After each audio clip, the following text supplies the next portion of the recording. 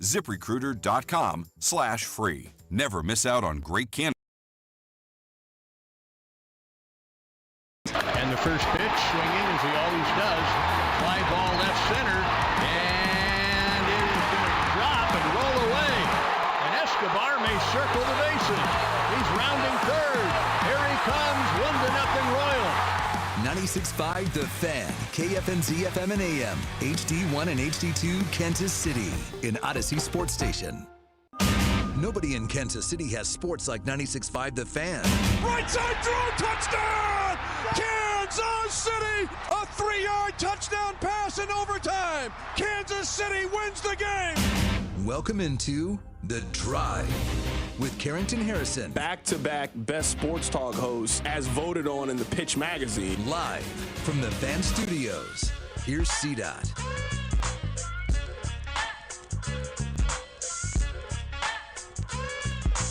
Let's do this. Another day, another dollar, another edition of The Drive. You were listening to The Drive on 96.5 The Fan, 96.5thefan.com, and also the Odyssey app. My name is Carrington Harrison. Very excited to be here with you on this wonderful, wonderful Monday. Sadly, no one on this show can raise their hand. You know we do a roll call at the beginning of the week, and I would love to come in here and be able to raise my hand and say my favorite college football team won. That was not the case. Rob can also not raise his hand, but I can only go so far with the jokes. If my team also lost, no one on the show can raise their hand. Now, if you're a K-State fan, proudly raise your hand. Great win for you guys on Saturday. Sadly, I cannot participate with you in that activity. We got a lot to get into in today's show.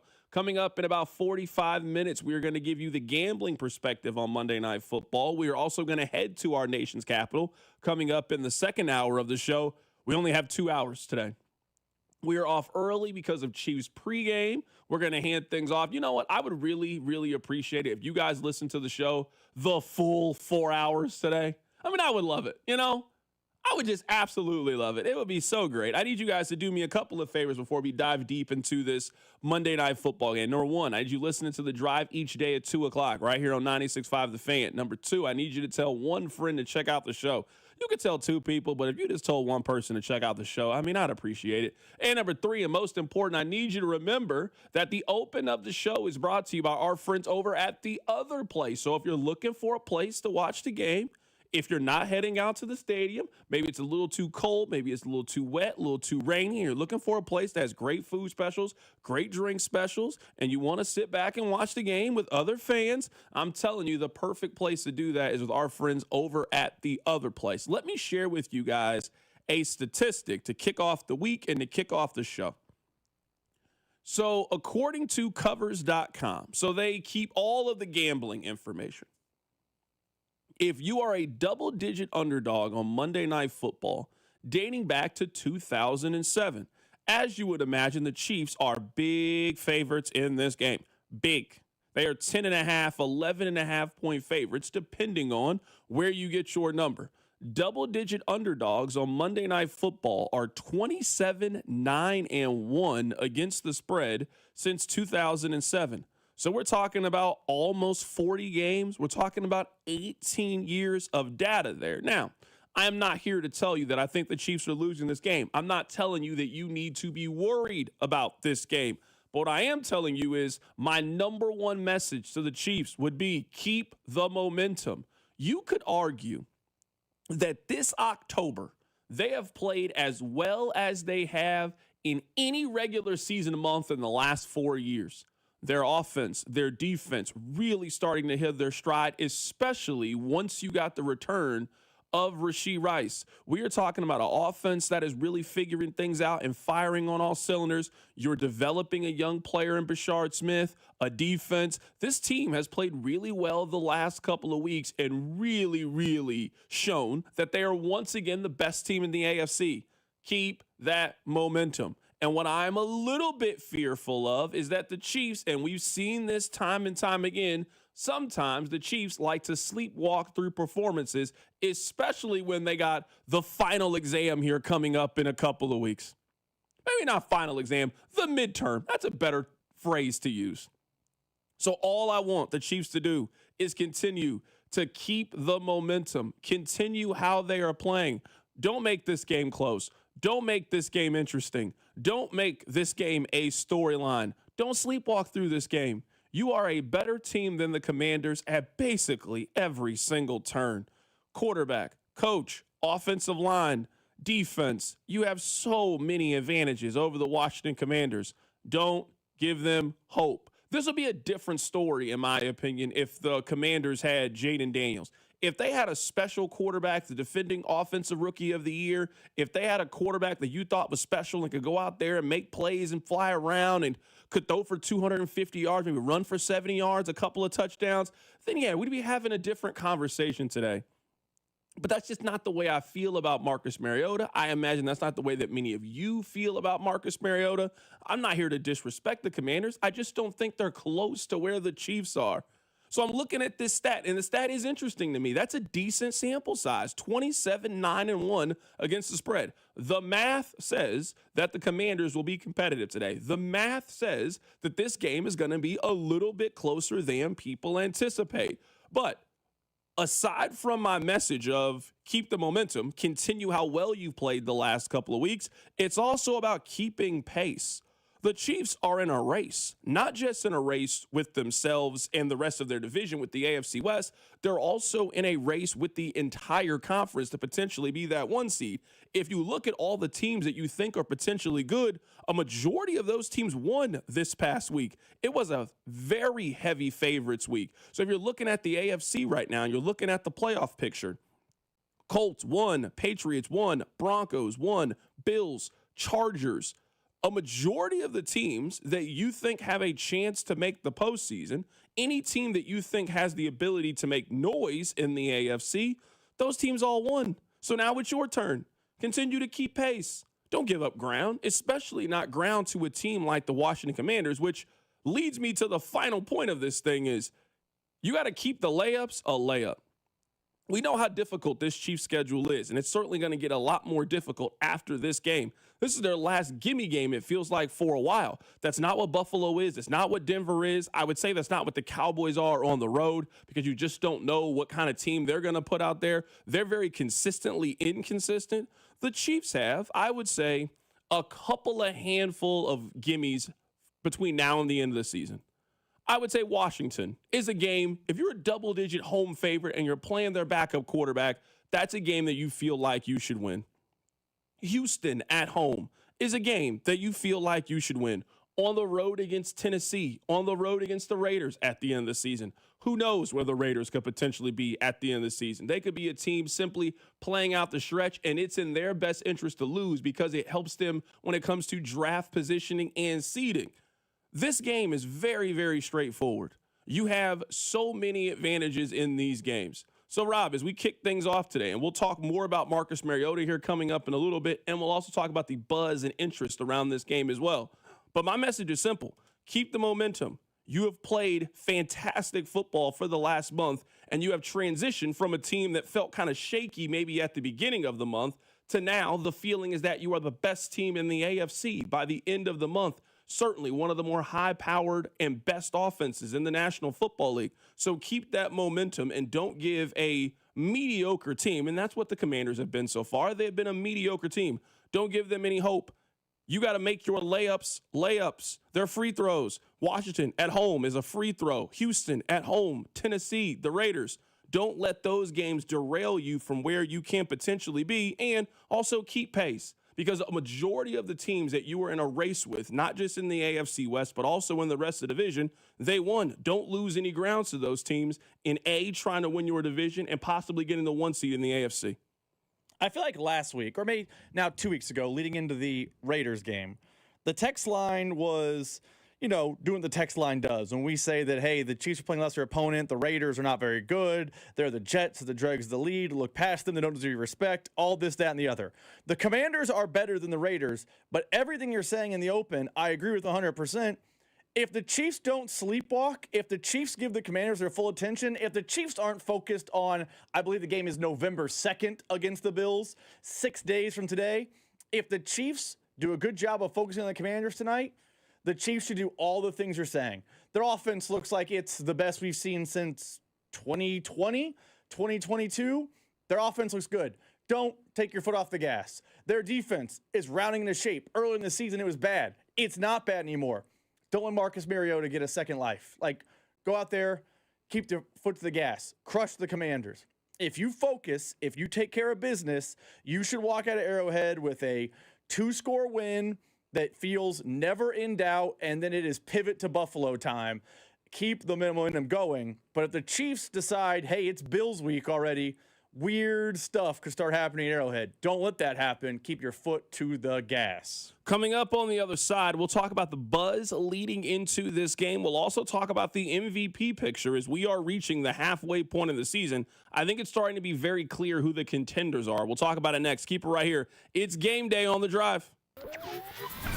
The Drive with Carrington Harrison on your home for Kansas City sports. 96.5 The Fan.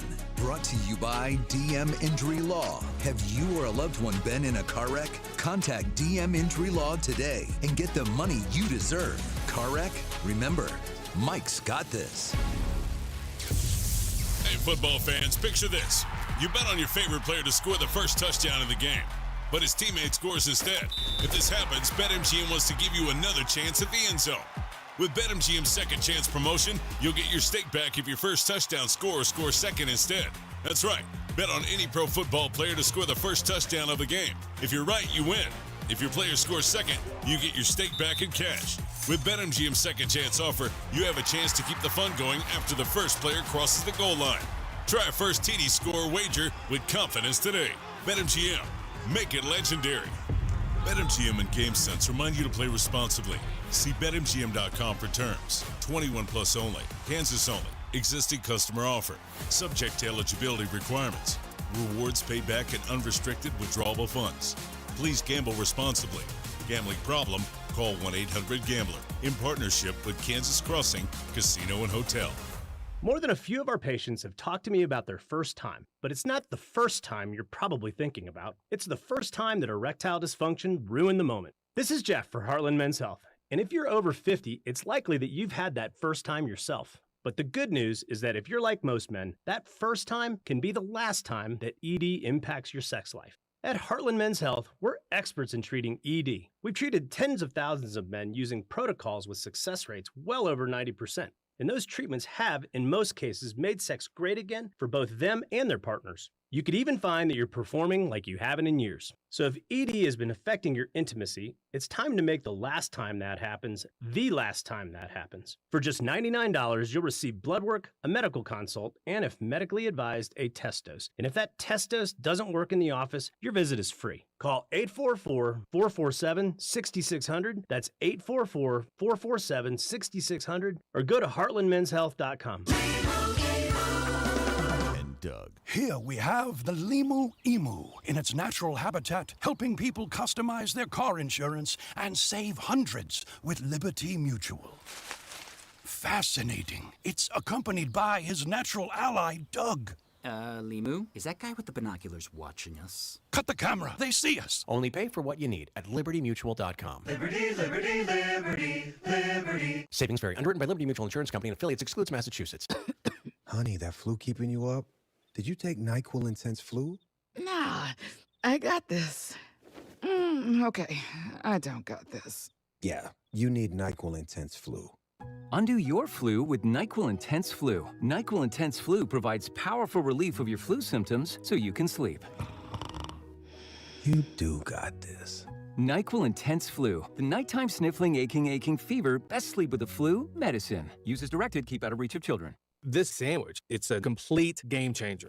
Hello, this is Mike, and a little thing I love about the Chick-fil-A Pretzel Cheddar Club is that juicy chicken with that toasty pretzel bun. That bun, it's crispy, cozy, just amazing. With the pretzel bun, the Dijon mustard, and the chicken, it makes that sweet, savory kind of combination. It's everything that you love about food rolled into one. It looks phenomenal. It tastes great. It's delicious. Order the Pretzel Cheddar Club with Cherry Berry and Sprite for a limited time on the Chick-fil-A app. Real guests paid for their testimonial. I've always wanted to learn French, but the app I tried didn't help. If you want to memorize words in another language, there's an app for that. But if you want to really learn another language, there's Babbel. Babbel was designed by over 200 language learning experts to be the most effective way to learn another language. With other language learning apps, I was just playing games. I wasn't really learning. Babbel's different. Every time I open the app, I can choose to work on my writing, speaking, or listening. And it saves my mistakes for me to review, so I'm constantly improving. Babbel feels like it was created intentionally by people who really know what you need to learn another language. Before Babbel, I thought I just wasn't good with languages. But now I'm speaking French. Tout ça, c'est grâce à Babbel. Want to really learn another language? Save up to 50% on your Babbel subscription when you sign up at Babbel.com. That's Babbel.com to save up to 50%. Babbel.com. Are you looking for a podcast about pro football that doesn't put you to sleep with an avalanche of analytics or insult your fandom with brainless hot takes? Well, hi. I'm Dan Hansis. And I'm Mark Sessler. Oh, hi, Mark. And we're the hosts of Heed the Call, the NFL podcast you've been waiting your whole life for. Heed the Call covers every game, every storyline, everything that matters, and we do it all with a touch of mirth. Football is fun. Why shouldn't your football podcast be the same? Follow and listen to Heed the Call NFL podcast wherever you get your podcast. You're listening to 96.5 The Fan from the DM Injury Law Studios. Mike's got this. Hey, it's Trey Smith from the Kansas City Chiefs. Welcome back to the Drive with CDOT on your home for Chiefs football. 96.5 The Fan. Hey, let me tell you guys that our Monday football coverage is presented by Busey Bank, where they're focused on your success. At Busey Bank, they've been building business and growing wealth since 1868. If you want to learn more, then why don't you go on the website, buseybank.com. So some of this could potentially come from a place of privilege. I can admit that from the very, very beginning. Now, I don't want to make you guys think that I have some ticket tree outside that I can just go to whatever I want to go to, because like you, I also pay for tickets. I don't pay for tickets maybe as often as some of you do, but I find myself sometime in the same situation that you guys are. So we were planning on talking about this, and usually when I come in here and sit down, so I sit in the chair that Alex has, so sometimes the text line is still up. So I see kind of what they were talking about at the end of the show, and I'm guessing they were talking about ticket prices, because I'm seeing the Broncos game is going to be about $150 for the upper tank. Somebody said for this game, so for the game tonight against the Commanders, we bought our tickets in late August, the 300 section. It cost us about $180 a piece. Someone else said I paid $225 for nosebleed seats last year against Tampa Bay. All right, this is my question. Why do people do this?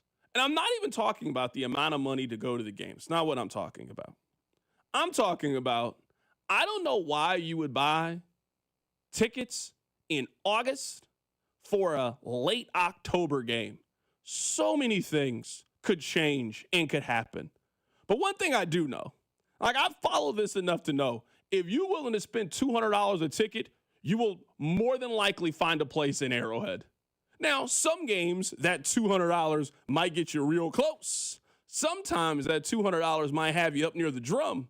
But if you are willing to spend $200 a ticket, for the most part, you will find yourself a seat inside Arrowhead Stadium. There's 75,000 of them available. Rob, have you been checking the ticket market for this? Now, the reason I know this is because I follow that Lot J ticket group on Facebook. And I would really highly encourage you guys to do it. I would highly encourage you, if you were somebody who likes to go to football games, I would highly encourage you to check it out. So on there, I'm seeing, Rob, they're doing, it's like Black Friday on there. They're doing deals. I'm looking at it. You can get in $40, $50 a piece. I'm sitting there, tickets for less, got a little ad. They're telling people, Matt McMullen, the Chiefs, you know they're not selling tickets for this thing when the Chiefs reporter is telling you, hey, we got tickets available. They're doing deals right now. So that same seat that you got back in August for $180, I'm here telling you it ain't $180 today. And it was never really going to go up much more than that. So I'm asking this, is this coming from a place of privilege? Because I'm looking at it through this perspective. It's 2025. You can buy tickets at any moment. It's not like you got to buy them super early. You can wait, see how the market plays itself out. What if an injury happens? What if something changes the game? What if the weather was terrible that day? It could be downpouring rain today, which obviously would affect it. I would just let the market play itself out a little bit more, and knowing in your back pocket, hey, maybe I set a little bit of money aside. Maybe I put aside $200 a ticket. And worst case scenario is maybe you got to burn that whole ticket fund to be able to go to the game. Maybe since you got that money stashed up and you got it stored away, and now on the day of the game, that $200 you had now for a ticket, you can spend $80 a ticket. Look at that. Now you can put that money back into your pocket. That's how I would handle it if I was going to these situations. But you and I were talking about this during the commercial break. You think people are doing this for peace of mind. That's why people buy tickets for football games so early. I think part of it is definitely peace of mind. I also think part of it, too, is if you're not from the immediate metro area, like Commanders fans, I totally get it. If you're a Commanders fan, you're like, hey, I want to go to Arrowhead, I get it, peace of mind. But let's say you're a person who lives in Iowa. That's a drive. It's 4 hours. Maybe you have Commanders and Chiefs tickets. You probably don't want to end up driving from Des Moines to Kansas City for Chiefs and Commanders and not having tickets in hand. So I think it's peace of mind for out-of-towners more than someone in the building. I know a lot of people are making the argument. I guess I'm asking, this is what I'm asking is, if you know you are going to it while you are traveling, can't you then buy tickets? Because I'm seeing this. That works if you're local. What about those that have to travel? If you always know that you are going to the game, let's say you are planning on being, that's what I'm saying, maybe I'm just looking at this wrong. If you're in Des Moines and you know that you are coming to Kansas City on October 27th, so you got the car, you got all of these other things figured out, why not just play it and see what happens with the tickets and maybe you catch a deal? The tickets were never going to be more than $200 to sit upstairs. Never. They were never going to go up in that scenario. So there was always a chance that you could potentially find yourself a little bit of a deal and a bargain. It's not like the old days where you got to go to the ticket window where you physically got to be there. You can track it right there on the app. You can see it going up and down and how many tickets are available and supply and demand. This is economics 101. That's why I'm asking. I have no clue why you would buy them not for a regular season game. I get it if it's a big time. That makes sense to me. But a week 9 game, I'm just giving the Chiefs an interest-free loan? What bank is doing that? I think, and I get your point about the driving and you can still play the game. I would imagine I was going to be my generic here. I guess it could be Wichita, place anywhere. I would imagine the fear of getting none really pushes people. I guess I'm asking, in 2025, how is there a fear of getting none when there is a ticket? Ticketmaster is in your pocket. StubHub is in your pocket. There should never be a fear of never going to the game. Never. There should never be that fear. It's right there. Always. You can always get yourself out of the situation if you want to go to the game bad enough. Always.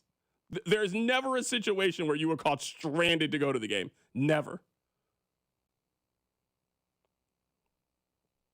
I think, and maybe this is, people have not adjusted to the new era. And by new era, I mean the fact that tickets are just on your phone, readily available, can grab and go, no problem. I think people live in a very 1997 world when it comes to tickets, and they're fearful that if I'm coming from St. Louis anywhere, I need to have peace of mind there in my hand, so when I get there, I know I'm going to the game. Like that, I think that drives the decision-making process for people. Yeah, and I guess for me, the only way, someone says, C-Dot, you're thinking through a gambler's mindset. Most of us understand why you're thinking this way. I guess I'm looking at it, I would just be very surprised. And I mean, I look at these when they first come out. I don't know what they were when the Commanders. I'm assuming it's a Monday Night Football game. I'm assuming it wasn't cheap. The odds are that you're not going to spend drastically much more than they tell you at the very, very beginning of this. Also, situations, market changes, just to play the market out. The only way I ever buy tickets super early now at this point is if you're getting like an odd number of tickets. Like if you need 7 tickets, if you got okay, then yes, you should probably plan ahead if you got 7 people coming. But if you just got you and your girl, you and your wife plan on going to the game, I have no clue why you buy the tickets early. I would always just wait, always. And Rob, every time this comes up, you do this in real life. Hey, I want to go to the thing. What do I tell you every single time? Just wait. See how it plays itself out. You never know what could happen. I will say, for me personally, I have gotten a lot better at waiting. Sometimes I go to an event like the Mariah Carey concert. It was a Christmas concert to my wife. It was a great time. I was like, hey, what's the deal with the tickets? You got the hookup. You were like, wait. My wife wasn't as patient as me, but I feel like I've come from the Carrington School of Wait. I now am team patience when it comes to tickets because they're going to happen. It's a matter of the price. Text line 913-586-7936. 7965. C-Dot, please don't be disconnected from reality. I mean, okay. I mean, I understand what you're saying. I'm just offering up my suggestion. That's just what I would do. I would try to help you in this scenario. If you were my friend, I would give you this exact same advice. I would not tell you to spend $180 for upper levels for Commanders tickets in August. I would tell you that's a terrible investment to make. I would tell you that from the beginning. I'm telling you that because I love you and I care about you and I want you to make the best financial decision possible. That's what I would tell you. I'd say that's terrible. Please don't do that. Right now, that same ticket you spent $180 on, I could find you right now on the internet for $40. That same ticket you spent on. And I could probably get better seats to you. I only got to do some radio magic trick. Go on the internet right now. They got them, handing them out. Boom, here, go to the game. That's the advice I would give you. I'm here to help you. That's why I care about you. That's the purpose of this segment. Rob, have we had a new challenger enter the conversation for NFL MVP? We know that Mahomes is the favorite. Josh Allen is certainly in that conversation. I'm starting to feel kind of different about Baker Mayfield. I don't think Baker can win MVP. And it's not because I don't think Baker's really good. I think Baker's phenomenal. I don't think Baker has the weapons and the dogs. Like, I don't think we're talking about him having a season where he throws for 4,200 yards and 43 touchdown passes this year. I think Mahomes could potentially do that. I think Josh Allen could do something like that.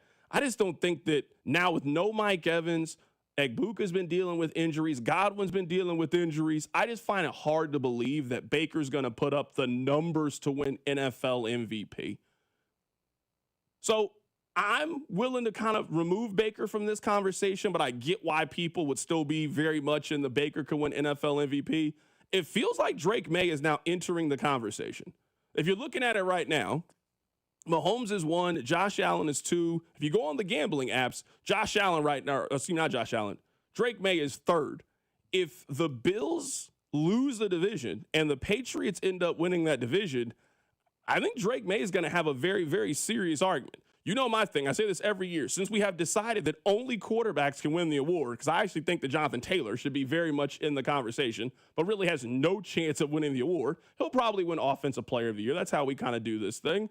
It feels like it's kind of down to those 3. It's Mahomes, Allen, and I think Drake May is at least building a case where he can potentially win NFL MVP. Their schedule lines themselves up. They play a couple of big games down the stretch. You know, they always want to promote the new fresh face.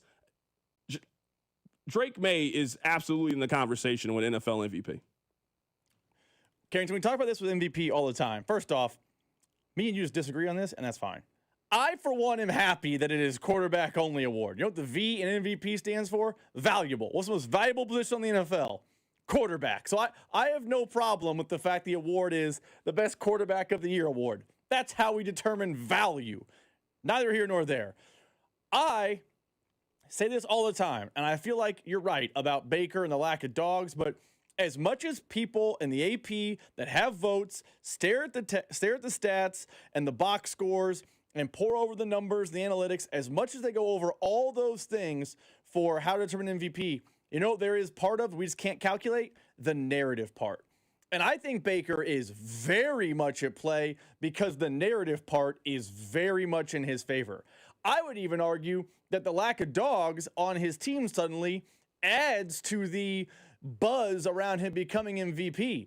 If you're telling me Baker Mayfield's the potential 1 seed in the NFC, which they're in the race right now, a division winner, and he has a, good statistical season, he does it with me and you at wide receiver, and he had a battle injuries in the offensive line all year, I think there is a tale to be spun there about how he is MVP.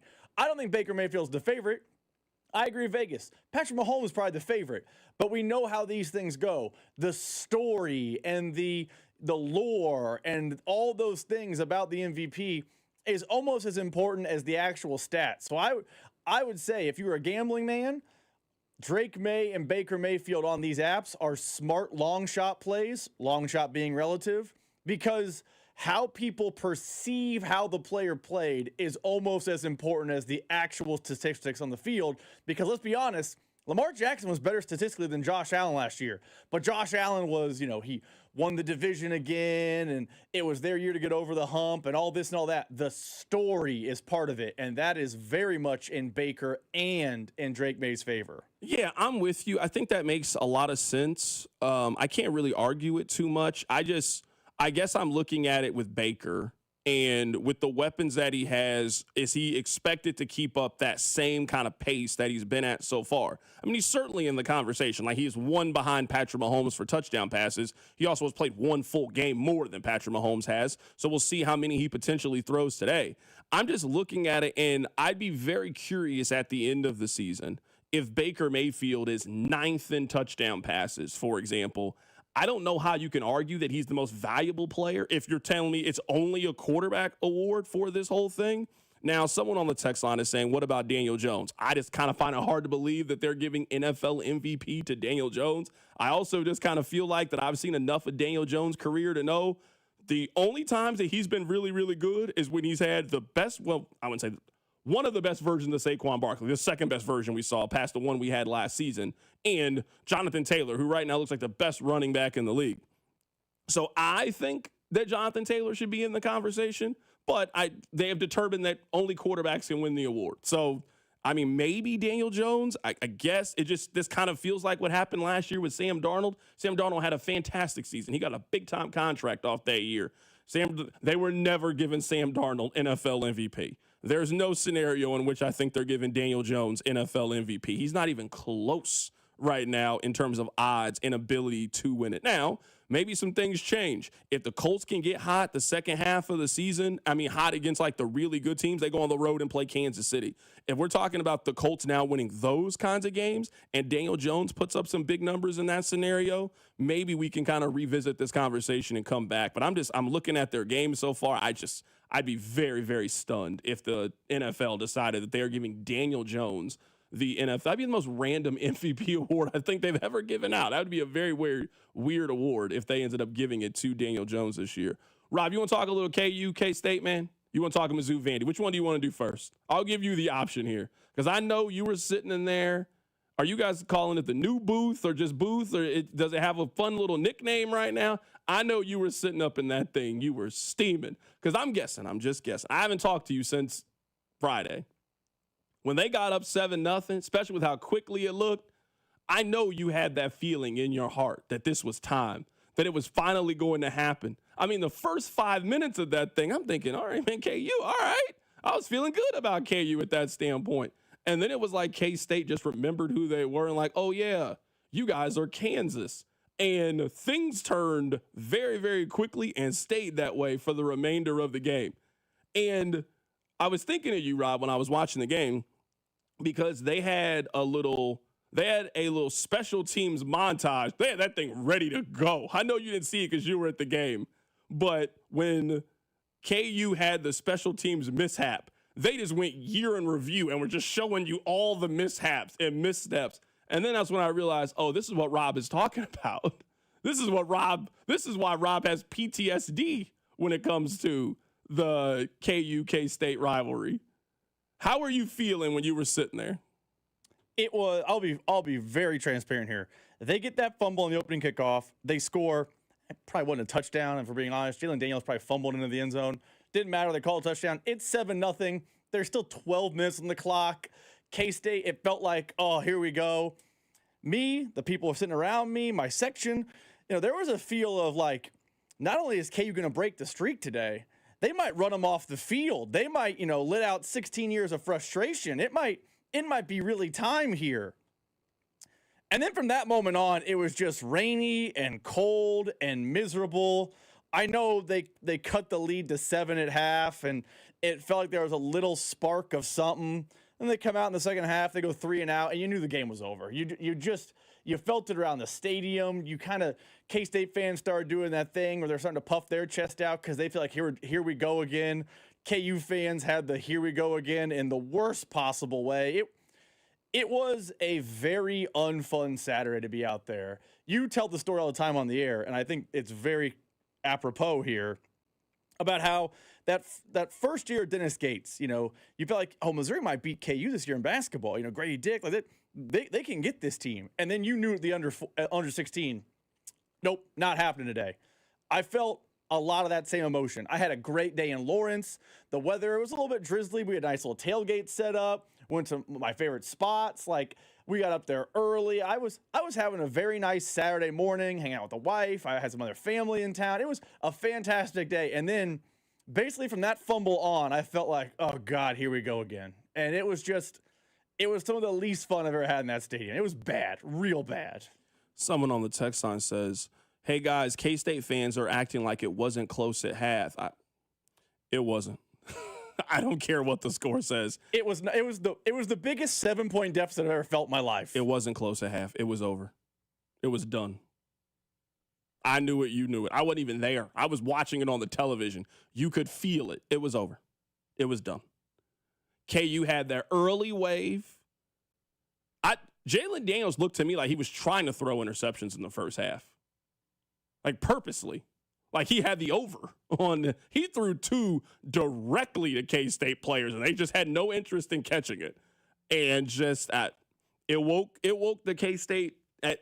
It has to be mental at this standpoint. It has to be. I'm sorry. It can't be. K-State is not that much better than this year's KU team. They can't be. I watched every game from both of these two teams.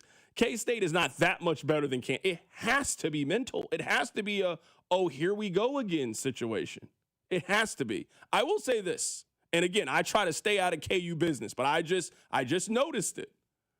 It feels like the tide is turning against Lance Leipold. It really feels like the tide is turning. Now, we don't got to dive super deep into it. I know it's a Red Monday, and we'll get back to the Chiefs here in just a bit. It feels like the tide is turning with Lance Leipold, and the natives are starting to get restless. And if you look at the rest of college football, I would say prematurely firing your coach, that is becoming the norm. Being willing to pay a significant buyout, Kansas, if you want to be taken seriously in football, you know what teams that are going to be taken seriously? They don't care what the buyout is. Lance Leipold's buyout is $22.5 million. The old KU would never pay that much money to a football coach, especially one who's doing fine. Now, it's one thing if it's Les Miles or it's Charlie Weiss or it's just somebody who's being, like, terrible, like a true negative on the program. That's not what Lance Leipold is. But I can't admit this. Again, as somebody who tries to stay out of KU business, it does feel like right now they are in neutral. For a while they're making great forward movement, which was to be expected. They were in a bad spot from the very, very beginning. But now it feels like the progress that they made from the very, very beginning, when things were certainly pushing and moving in a direction, it just feels like right now that they are in a little bit of a neutral. Now, I think that Lance Leipold is somebody that can get you over the Kansas hump. We're not talking about the hump, the Kansas hump. Can he be somebody that consistently wins 6 to 8 games a season? I think that's there. I think you were seeing a lot of the positives right now. But I will say the natives are getting restless. My timeline, and I get it, in the middle of a rivalry game, that's the most I've ever seen them turn on Lance Leipold in the middle of the season, to where people who certainly remember how bad Kansas football used to be, and Lance has pulled you all the way out of there, don't seem impressed by Lance Leipold anymore and want something new. Here's the best way I can describe it. And I think stuck in neutral is a good way to describe it. I called it no man's land as a group text KU fans I had. What Lance Leipold has done to take that program from what it was is legitimately incredible work. It was a winless program that had a terrible stadium. It was the absolute laughing stock of Power 5 football. You could argue there are a group of 5 jobs that were better than Kansas by a large margin. To take that to multiple bowl games, I still think they can make a bowl this year. 3 bowl games in 5 seasons is really, really impressive at Kansas. But I think Kansas fans are wondering if he can take the next step. We talk all the time on the show. There's a difference between a 10-win program and an 8-win program. Well, if you keep going down the ladder, there's a difference between being a 6-win program and an 8-win program. And KU fans feel like, all right, we have crossed the checkpoint. We now are a 6-win type of program. We're ready to ascend to an 8-win type of program, and currently it does not feel like Lance Leipold is taking that ascension. Because this year disappointing. Last year is monumental disappointment. I know they didn't have a home game, whatever. They brought back Jalen Daniels. They brought back their O-line. They brought back Devin Neal. They brought back everyone, and they went 5-7. Yeah. So it feels like you went in reverse last year, and now you're stuck in the mud. I think that, and I'm sorry to cut you off. I'm not calling for him to be fired. I just feel like I don't know that he can be the guy to take the next step, but I feel like you have to be patient to see if he can be the guy. I also feel like Lance has deserved a chance to pick another quarterback. Like, I like Jalen Daniels on a personal level. Come on the show. I've always been super impressed with him. he ain't it for where you guys are trying to go. And most of the programs that you were trying to emulate, they have that guy at quarterback. Vanderbilt has that guy at quarterback. Indiana has that guy at quarterback. So what I'm saying is, if you trust Lance, and I know some of you do, some of you don't, I'm willing to let him try again. He's had Jalen Daniels for 4 years in some capacity. I mean, he gets credit for Jason Bean, right? Like, they helped turn Jason Bean into an NFL player. They get credit for that. So I think he's earned at least a chance to try again. Every KU fan is telling me now money is just falling from the sky for NIL. Give this staff the chance to go out and buy themselves a new quarterback, and let's see what happens next year. Because ultimately, that's going to determine if KU can take that next step or not.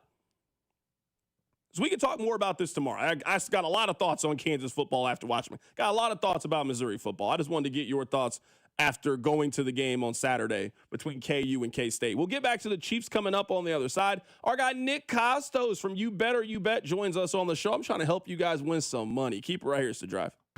The Drive with Carrington Harrison, brought to you by DM Injury Law. Have you or a loved one been in a car wreck? Contact DM Injury Law today and get the money you deserve.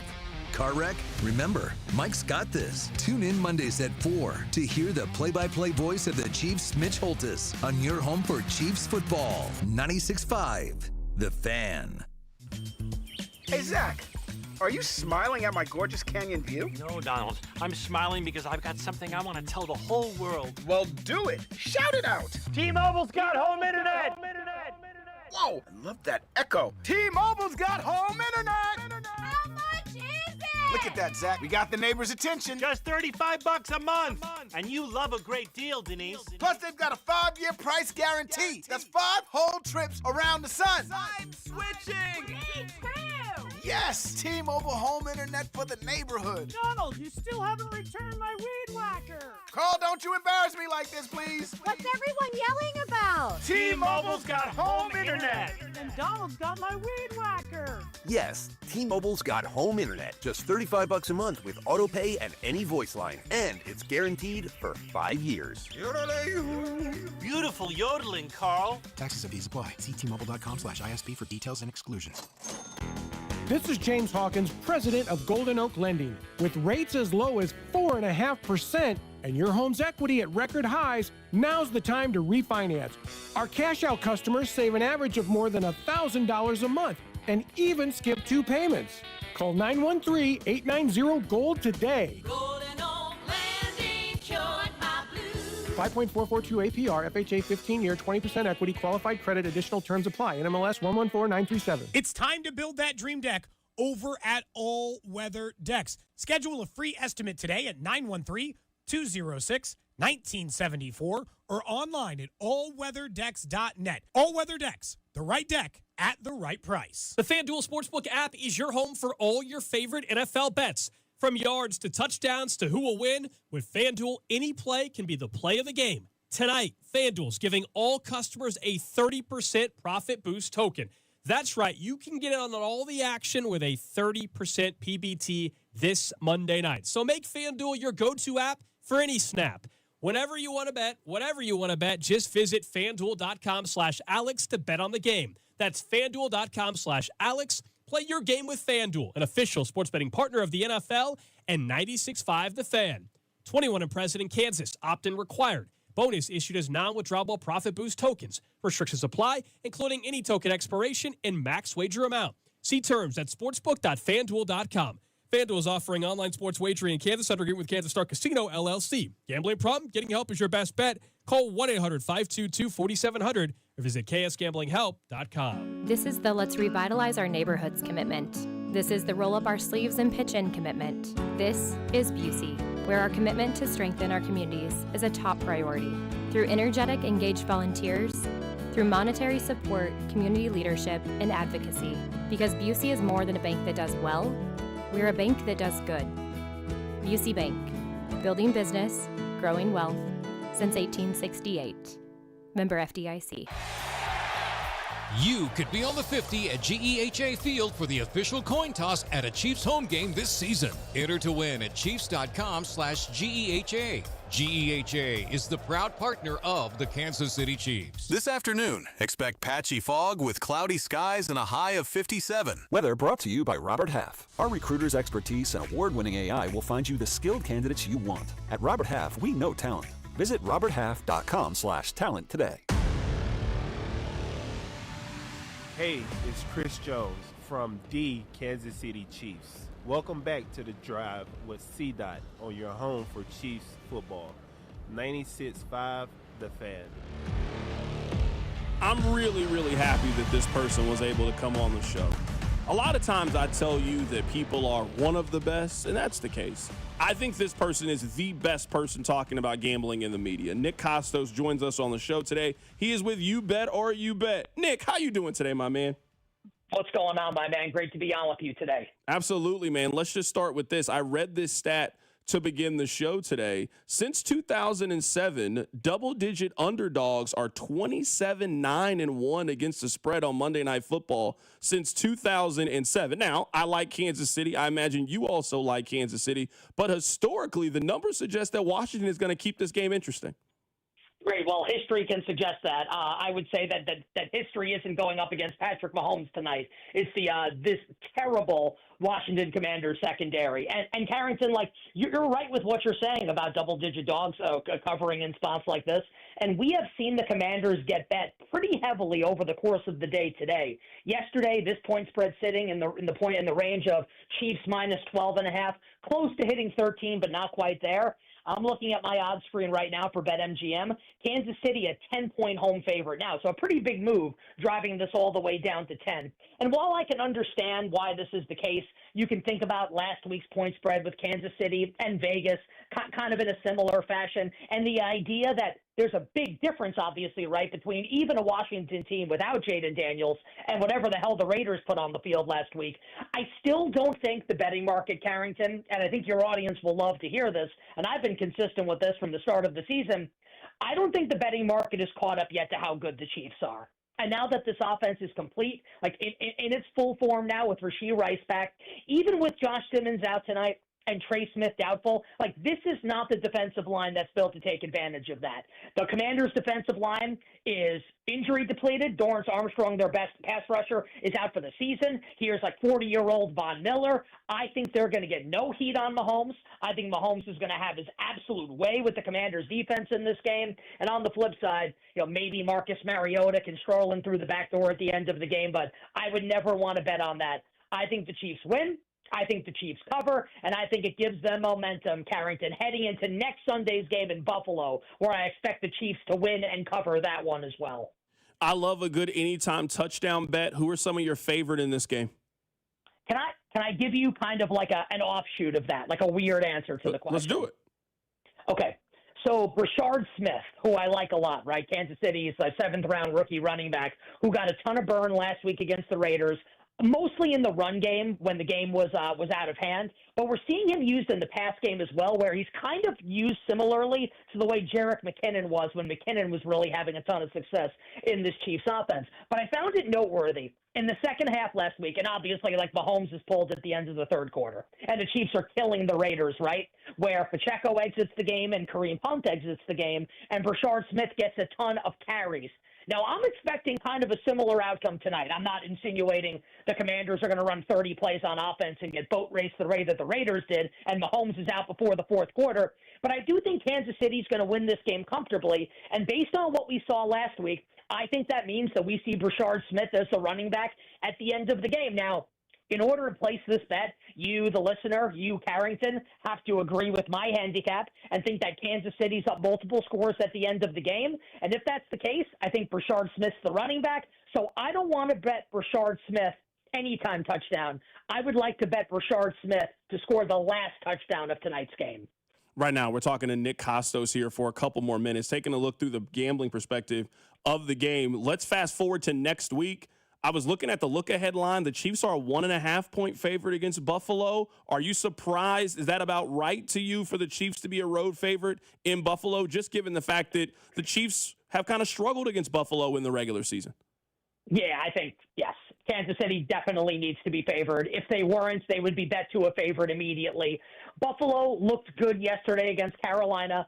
I mean, you could convince me that Andy Dalton was like going to join the NWO after the game and put on like a Buffalo Bills jersey, as bad as he was in that game yesterday. It will be an entirely different story for the Bills defense, which stinks.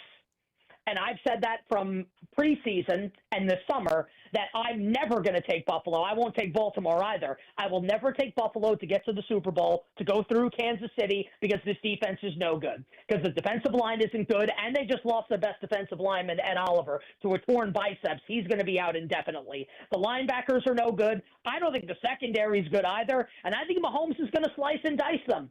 So I actually think it's a healthy amount of respect for Buffalo that Kansas City's only going to be a 1.5-point road favorite. I am going to love the Kansas City Chiefs. Carrington, assuming they get through tonight's game unscathed from an injury perspective, I can't wait to bet the Chiefs coming up next Sunday. And I know I sound like a homer right now for Kansas City. I'm actually from New York. I just call it like I see it. I think this is the best team in the league. I think they're going to win the Super Bowl this year.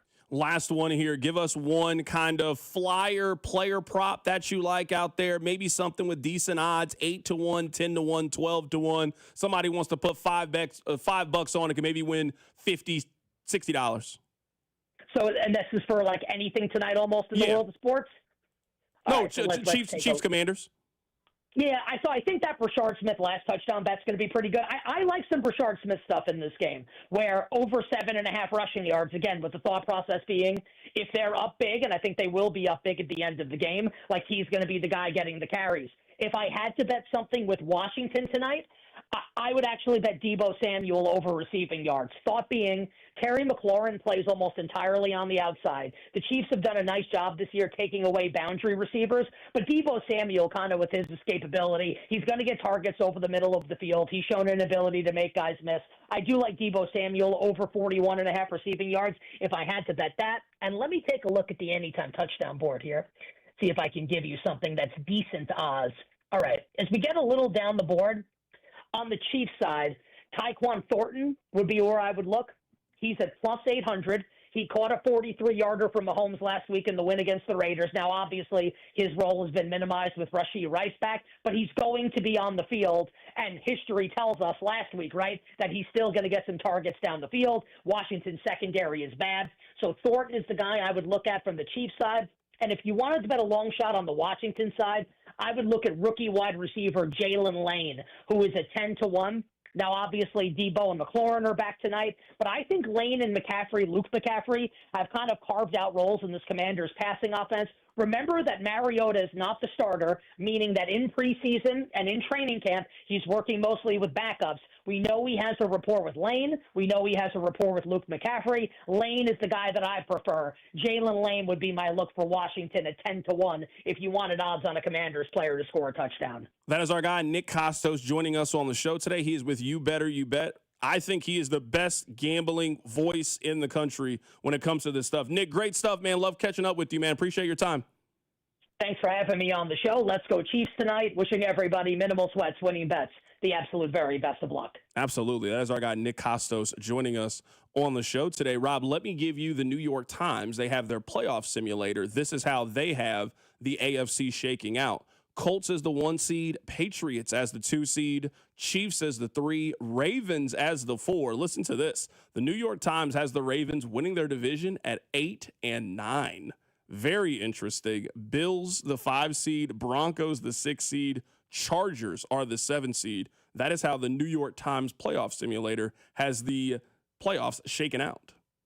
I mean, if you're a Chiefs fan, you're cheering for that, right?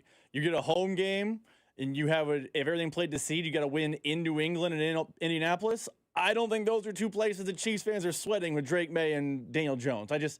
I think if you're a Chiefs fan, you're excited about that being the end-all, be-all. 100%. I would also say that would be one of like the very weird things to think, where you would probably be more nervous about your first-round matchup than you would moving forward if it ends up playing to seed. Like the Broncos, I'm just given how this rivalry is, given that that'll be the third time that they play each other, I'm guessing that Chiefs-Broncos game is going to be incredibly stressful. You will feel very, very good if you got to go on the road and play Drake May in the second round of this thing. You will feel very, very good. Now, I know history between the Chiefs and the Colts, maybe you'll just bring all that up. If you were telling me it's the AFC Championship game and it's Chiefs and Colts, I don't care where that game is, I'm picking Kansas City.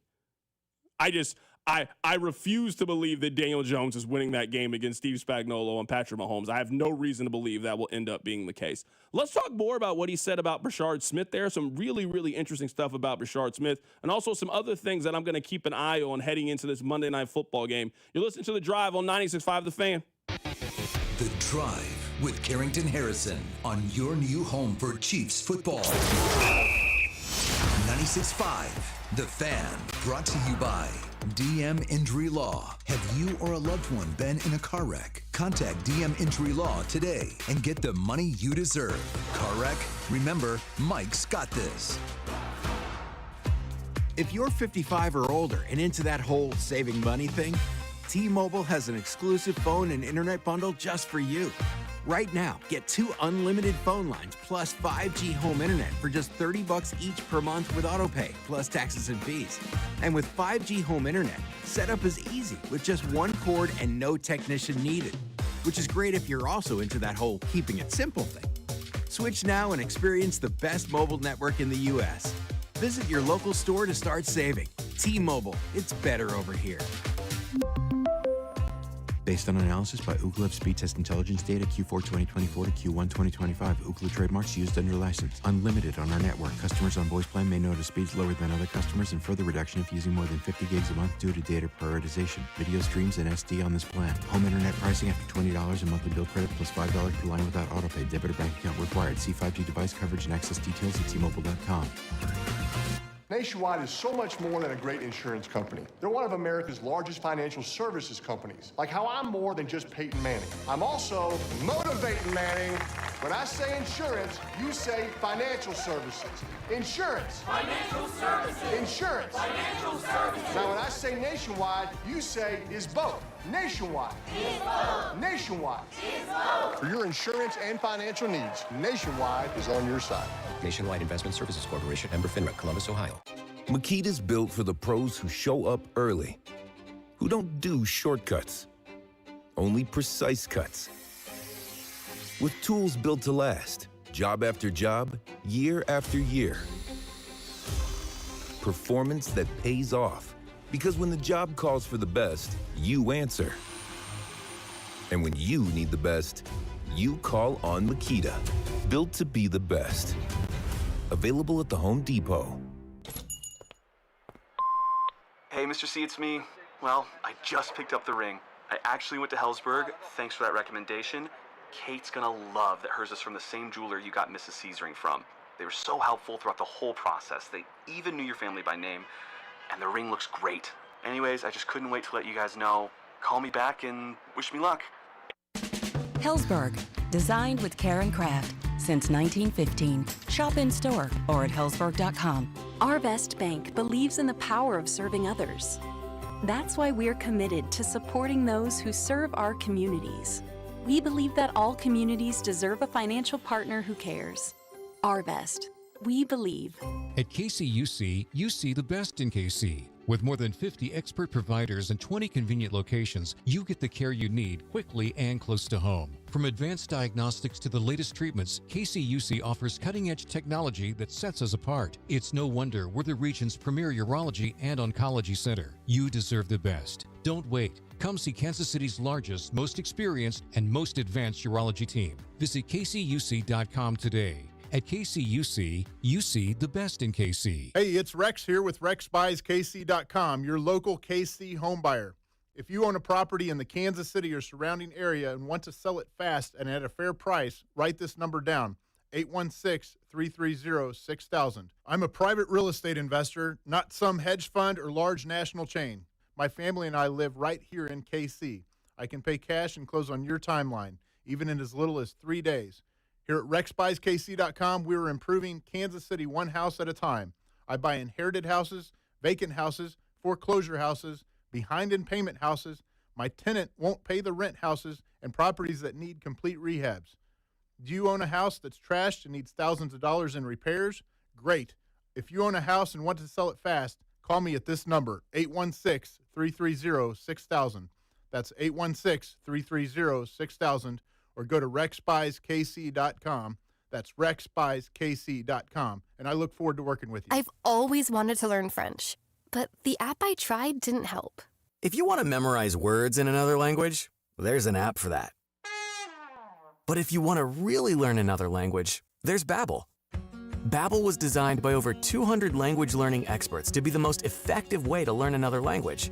With other language learning apps, I was just playing games. I wasn't really learning. Babbel's different. Every time I open the app, I can choose to work on my writing, speaking, or listening. And it saves my mistakes for me to review, so I'm constantly improving. Babbel feels like it was created intentionally by people who really know what you need to learn another language. Before Babbel, I thought I just wasn't good with languages. But now I'm speaking French. Tout ça, c'est grâce à Babbel. Want to really learn another language? Save up to 50% on your Babbel subscription when you sign up at Babbel.com. That's Babbel.com to save up to 50%. Babbel.com. Chiefs coverage brought to you by Metal by the Foot, your metal project superstore. Where can you find an extensive line of Blue Demon welding supplies, filler, rods, and wire? Metal by the Foot, located in Casey and Topeka. Online at metalbythefoot.com. When you need a piece of metal, remember, metal doesn't have to cost an arm or a leg, just the foot. The Drive, weekdays starting at 2 on Kansas City's FM sports station. 96.5 The Fan, KFNZ FM and AM, HD1 and HD2 Kansas City, and Odyssey Sports Station.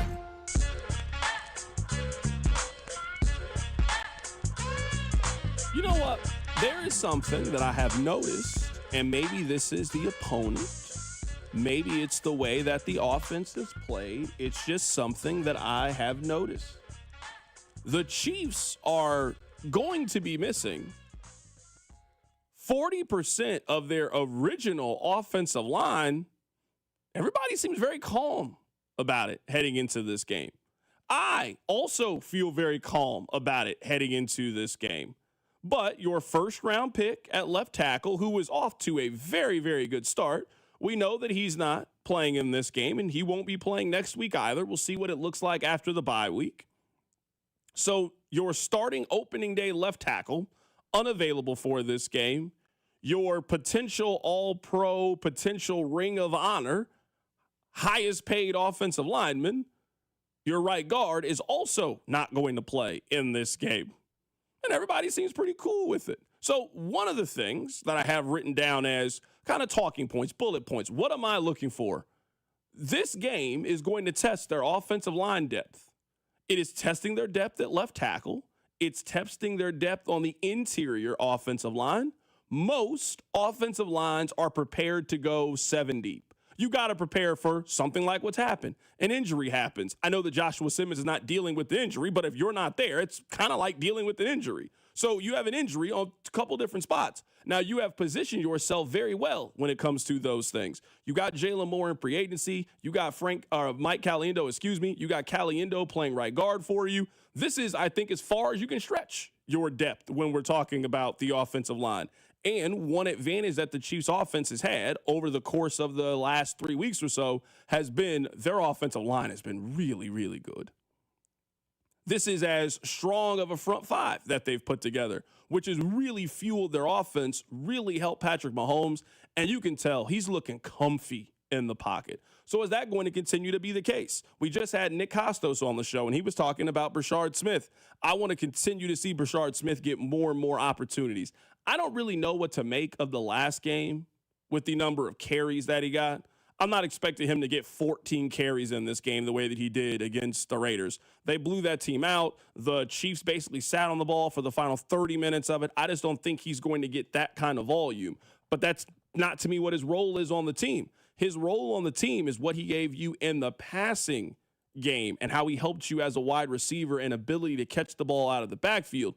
And that he's done a really, really good job of the last couple of weeks. So, Rob, a couple of things that I'm going to be looking at, a couple of things that I think are very noteworthy to track are the offensive line and the depth really being tested. And to me, how they use Brashard Smith. We went from the first 3 weeks when their offense was struggling to now, over the last 4 weeks, they've really incorporated Brashard Smith. I mean, he only got 2 targets in the first 3 weeks of the season. Since then, 4 targets, 3 targets, 4 targets, 5 targets, and they're paying off. Last week, 42 yards receiving, 21, 32, 27. He has become a part of your offense. So as we are heading into the second half of the season, and this to me feels like the break in the season, after this, you got Buffalo, Denver, Indianapolis, Thanksgiving game against the Cowboys. This is kind of the end of the first half of the season. How do they use Brashard Smith? What is his role going to be moving forward as this offense continues to grow? Let's talk about the offensive line, because me and you see Brashard Smith largely the same. I think he is worth a flyer tonight. He is definitely the Jerick McKinnon type if you're looking for a gambling edge. I don't know he's a great running back right now, but I think he is a great weapon out of the backfield. And it'll take time, but I think he can become a great running back. But right now, he's a pass catcher. But let's talk about the offensive line, because me and you have had our disagreements, let's say, with Brett Veach about the offseason. He seemed to view positional value wildly different than me and you view it. And that's fine. Agreed. Because the Chiefs' offensive line depth has been tested, and I think part of it's the opponent, but part of it's you feel like, oh, they have capable NFL player backups, so you don't really worry about it. You're right. Their left tackle he's not hurt, but he's not with the team. He's not playing. Their big free agent signing has stepped in and been fantastic, and it will be a conversation in the next 2 weeks about when Josh Simmons gets back, who's the starter. We know the starter tonight is Jalen Moore. He's been good. I will credit them. Everyone and their grandmother called Kingsley a bust 2 games in. He was a bust at left tackle. They told us. Brett Veach told us in the offseason. Andy Reid told us after the Bronco game, hey, Kingsley can be a good left guard. A lot of people were skeptical. They operate all offseason. He can be a good left guard. Credit to them. He's been a good left guard.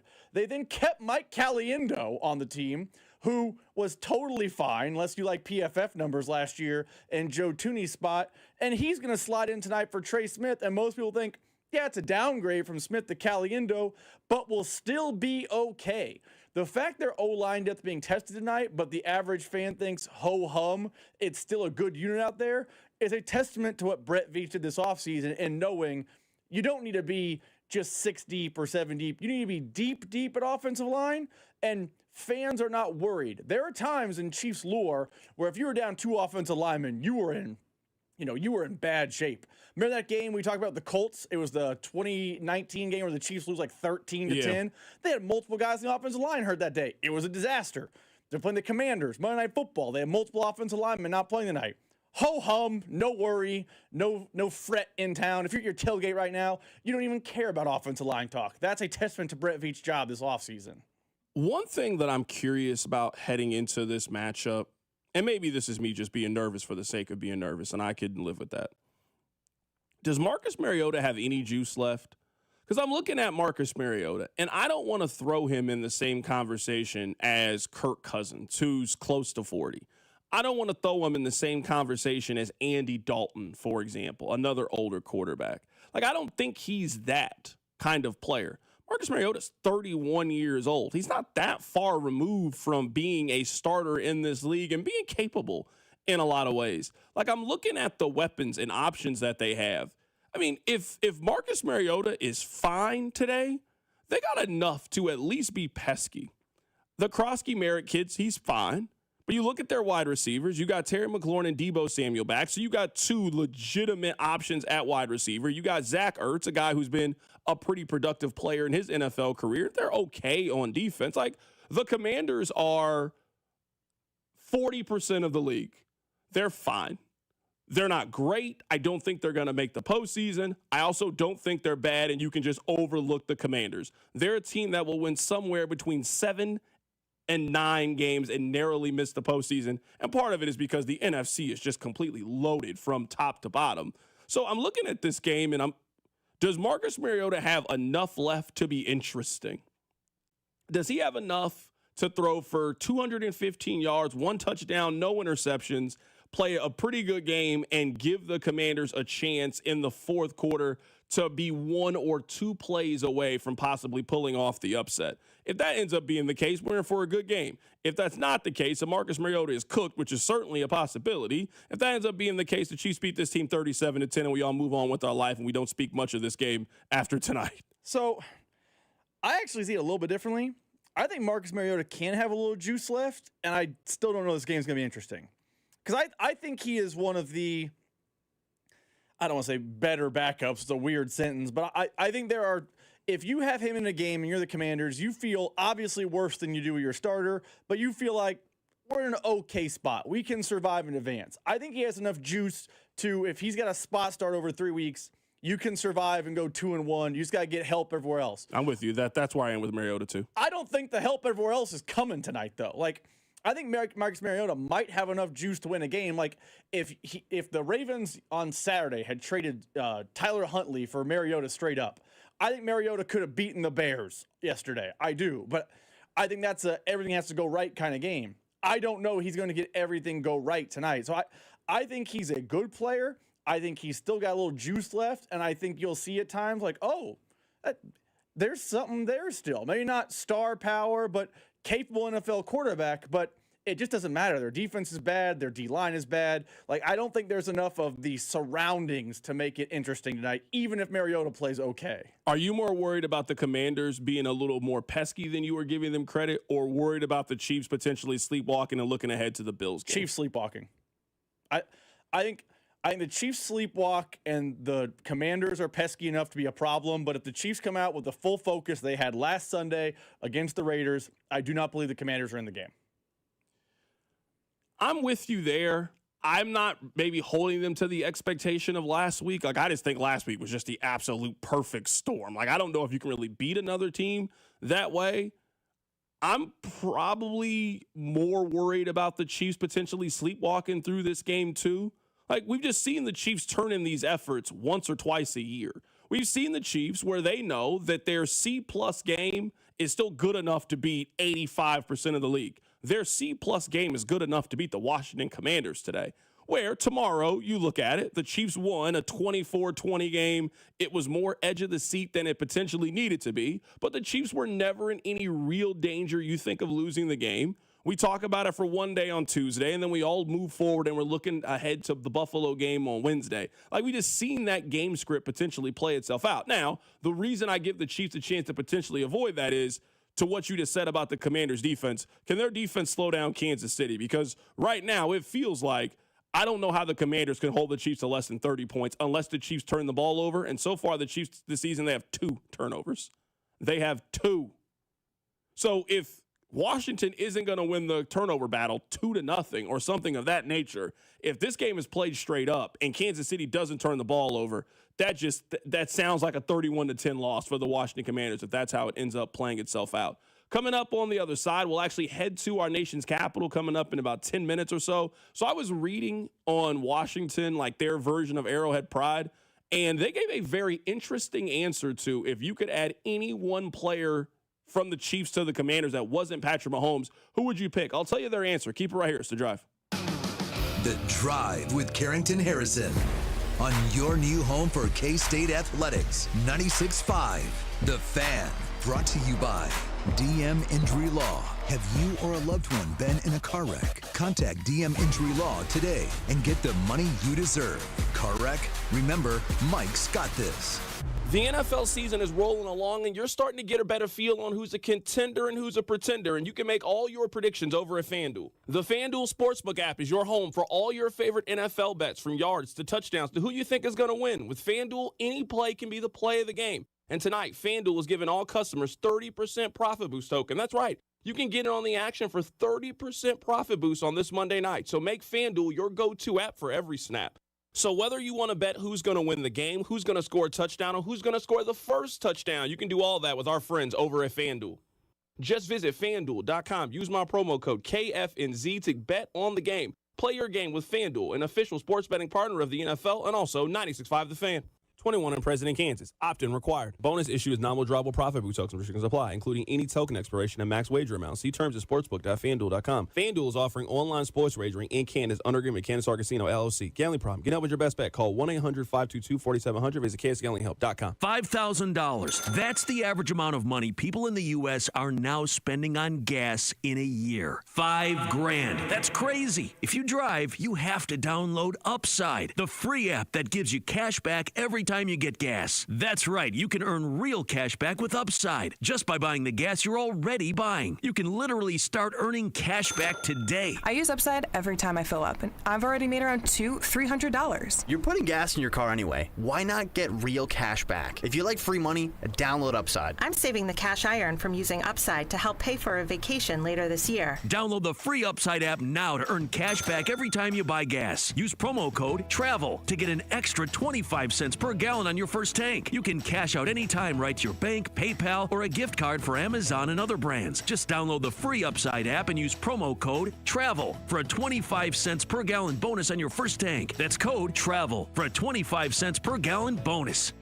I'm Mitch Holtis, voice of the Chiefs. Everyone develops cataracts naturally as they get older. When your vision is affected by cataracts, you should see my doctor, Dr. Steven Silverstein at Silverstein Eye Centers. Dr. Silverstein is a world-renowned cataract surgeon who performs life-changing laser-assisted cataract surgery with premium lens implants to correct your vision up close and far away. Trust my eye doctor, Dr. Steven Silverstein, Silverstein Eye Centers, 816-358-3600 to schedule an appointment.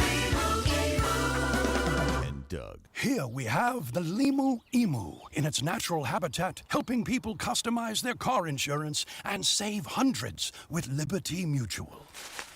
Fascinating. It's accompanied by his natural ally, Doug.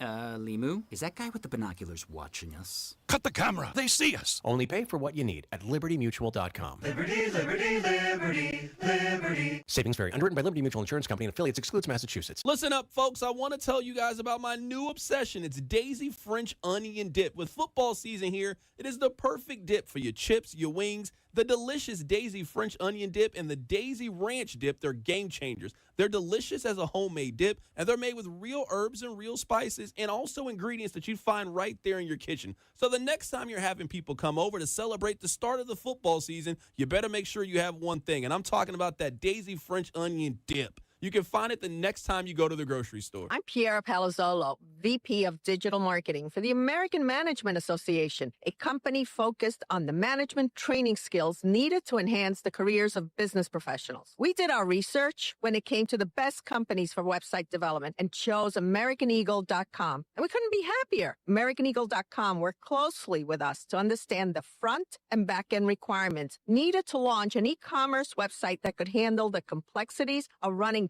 thousands of seminars nationwide. Our robust new website and improved SEO saw immediate increases in site traffic and web revenue. If you're in need of managerial effectiveness and success, visit our website at amanet.org. If you're in need of a website that provides an unparalleled consumer experience, I highly recommend AmericanEagle.com. Transform your business today. Dial 877-WebNow1 for a free digital consultation with AmericanEagle.com. Paid for by term provider. Premiums will vary. Plans depend on age, location, and other factors. Visit BigLoot.com. Do you have 3 ex-wives and your current trophy wife wants a life insurance policy 3 times the size of the policies you had to purchase for your previous mistakes? If so, you need to call Big Lou at Term Provider, 800-555-1509. Big Lou is intimately familiar with your problems, and if you're 50 or 60 years old and in reasonably good health, a $1 million policy should only cost about $100 to $200 per month. Big Lou may have a solution for your previous policies as well. You may even save enough money to lighten the load on your new $1 million policy. Remember, call Big Lou. He's like you, except he's only on number 2. Call Term Provider at 800-555-1509. That's 800-555-1509. For $1 million in term life insurance that you can live with. Call Big Lou at 800-555-1509. 800-555-1509. Here's traffic, brought to you by DM Injury Law. Have you or a loved one been in a car wreck? Contact DM Injury Law today and get the money you deserve.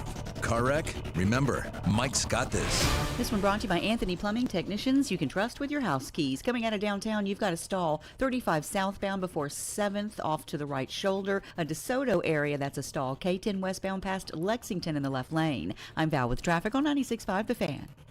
You're listening to 96.5 The Fan from the DM Injury Law Studios. Mike's got this. Hey, it's Rashi Rice from the Kansas City Chiefs. Welcome back to The Drive with C-Dot on your home for Chiefs football, 96.5 The Fan.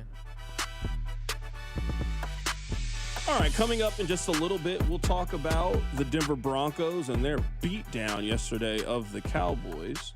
Before we do that, I want to tell you guys something I found earlier today when I was getting ready for the show. So I was on the Washington Commanders, their version of Arrowhead Pride, their fan information website.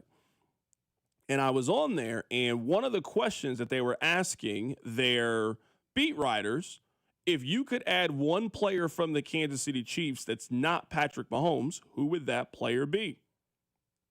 I was very surprised to see that George Karlaftis was the most popular answer that they were giving. Now, I understand positional value, and that's the argument, and certainly a good pick. I don't know why that just caught me off guard. Like, I was guessing Rashee Rice before I clicked on it, but then I was thinking, oh, they already got Terry McLaurin. They already got Deebo Samuel. So maybe that's why they went in a different direction. That's interesting. I wonder, like, next week, Rob, when we have somebody on from Buffalo, maybe we'll ask this question, to Kevin Sheehan, who's going to join the show in just a little bit. I don't know if Buffalo would give the answer of George Karlaftis. The answer caught me off guard, as that would be the number one player you would take that's not Patrick Mahomes. I am legitimately fall out of my chair stunned by that answer. Now, I don't think George Karlaftis is a bad pick, and I think if you were to draft, I think he would probably go higher than you think of, hey, players the Commanders might add, because you're right.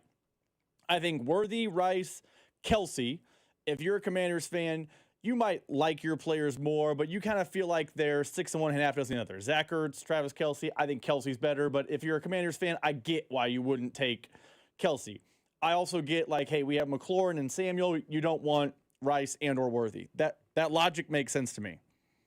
In what world is Trent McDuffie not the pick? Like, I know the Commanders have Marshawn Lattimore, and he's a corner who has had good pedigree in the NFL, but George Karlaftis over Trent McDuffie to me is legitimately astonishing. And I understand, like, even not Chris Jones, because Chris Jones' age maybe comes into fact. But I'm legitimately very, very surprised that that they took Karlaftis over Trent McDuffie. Trent McDuffie feels like the layup. And your point about positional value, corner is still an important position in the NFL. It's not like they took a kicker. Like, that's what makes me surprised about it, is passing on Trent McDuffie. Yeah, I also wonder if this might be one of those things that maybe we are just potentially too close to it. Because if you were looking at it from the outside, George Karlaftis is in the prime of his career, pass rusher. And there's just not that many of them in the league.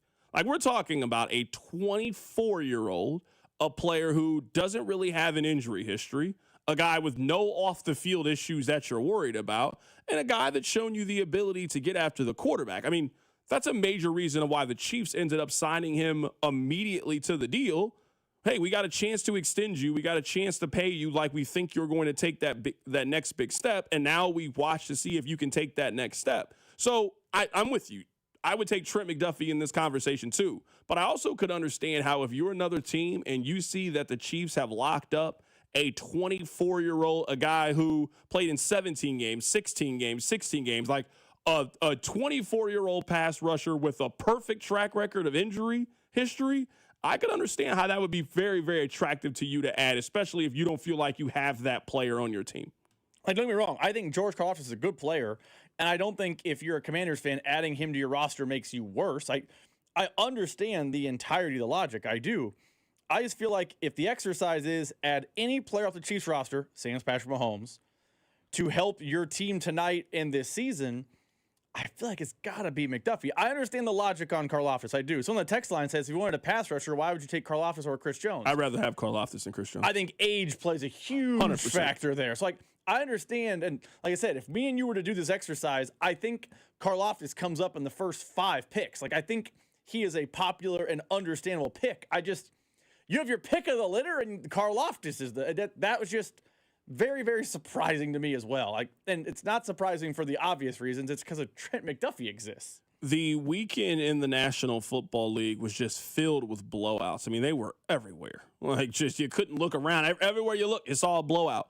One of those blowouts happened to be the Denver Broncos, who basically from start to finish just dominated the Dallas Cowboys.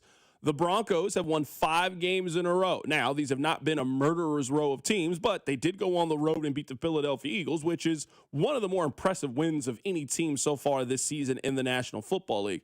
I was very interested, so I put this poll out yesterday in the middle of the Broncos game. Do you think the Broncos are good? I was just curious. What are people going to say? Well, the results of that poll, 61% of people said yes. 38% of people said no. So give or take 0.4%, you follow me here. So about 60-40 when it comes to do you think the Broncos are good? It does feel like this is going to be a question that the Broncos have to answer until they play the Chiefs coming up in a couple of weeks. But you and I have been kind of noting this as we've been looking at their schedule. They go on the road to play Houston.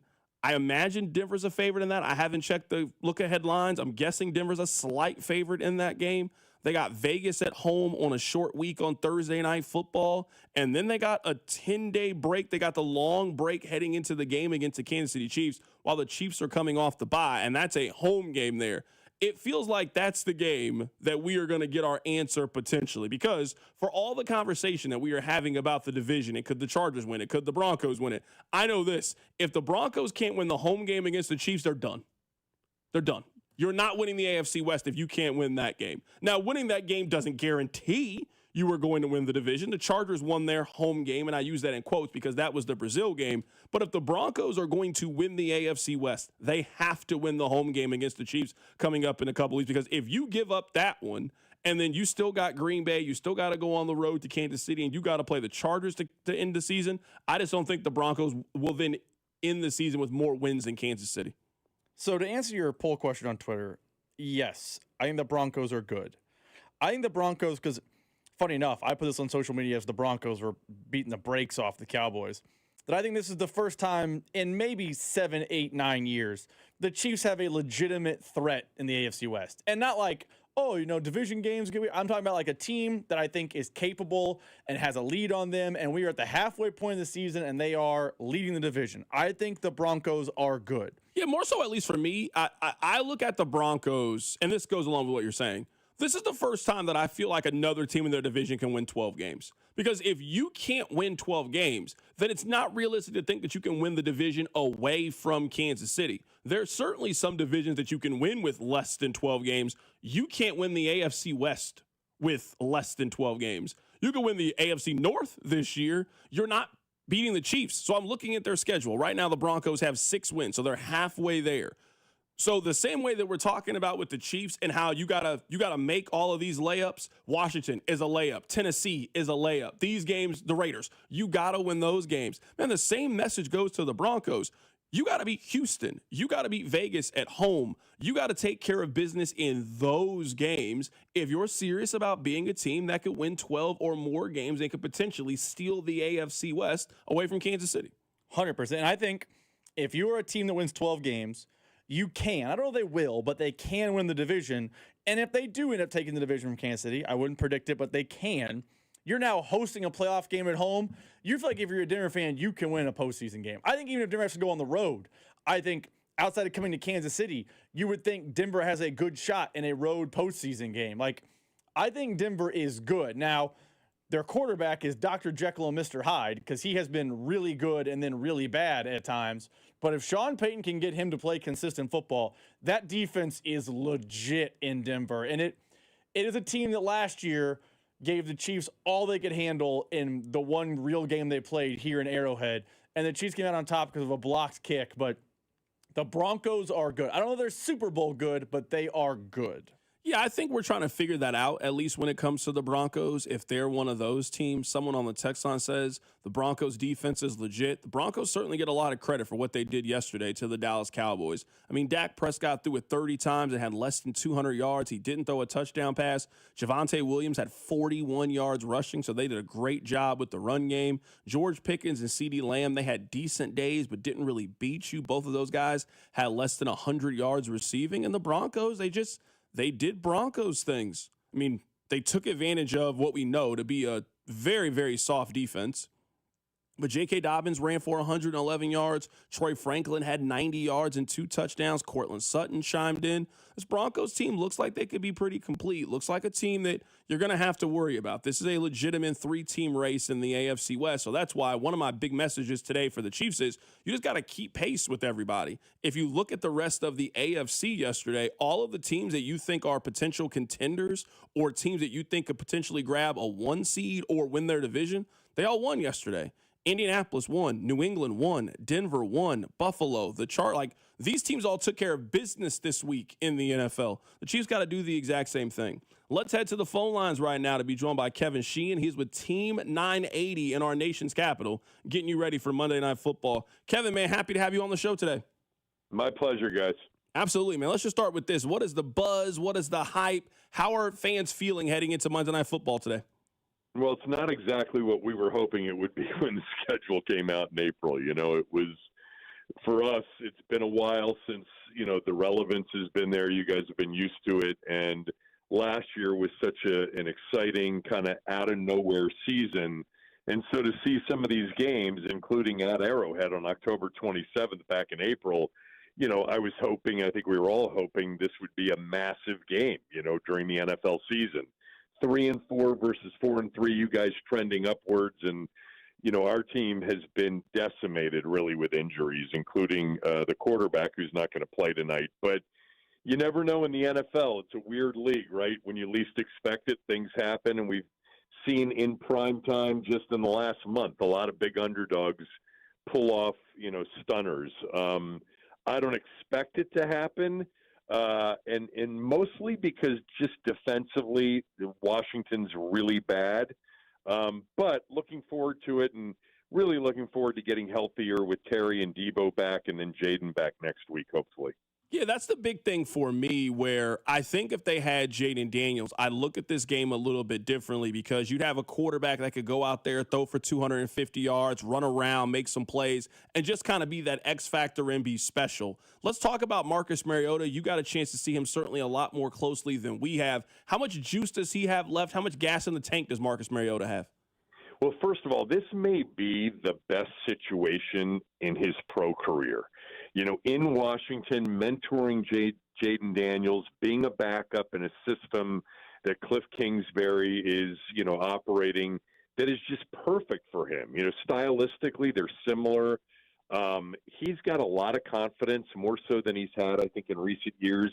He went through some struggles when he was in, Atlanta and then with the Raiders in Philadelphia briefly. He loves this organization, loves being in D.C., which is, for a lot of us that have been around here for a while, including the last quarter century with Dan Snyder as the owner, it's amazing when anybody says that they actually enjoy being here.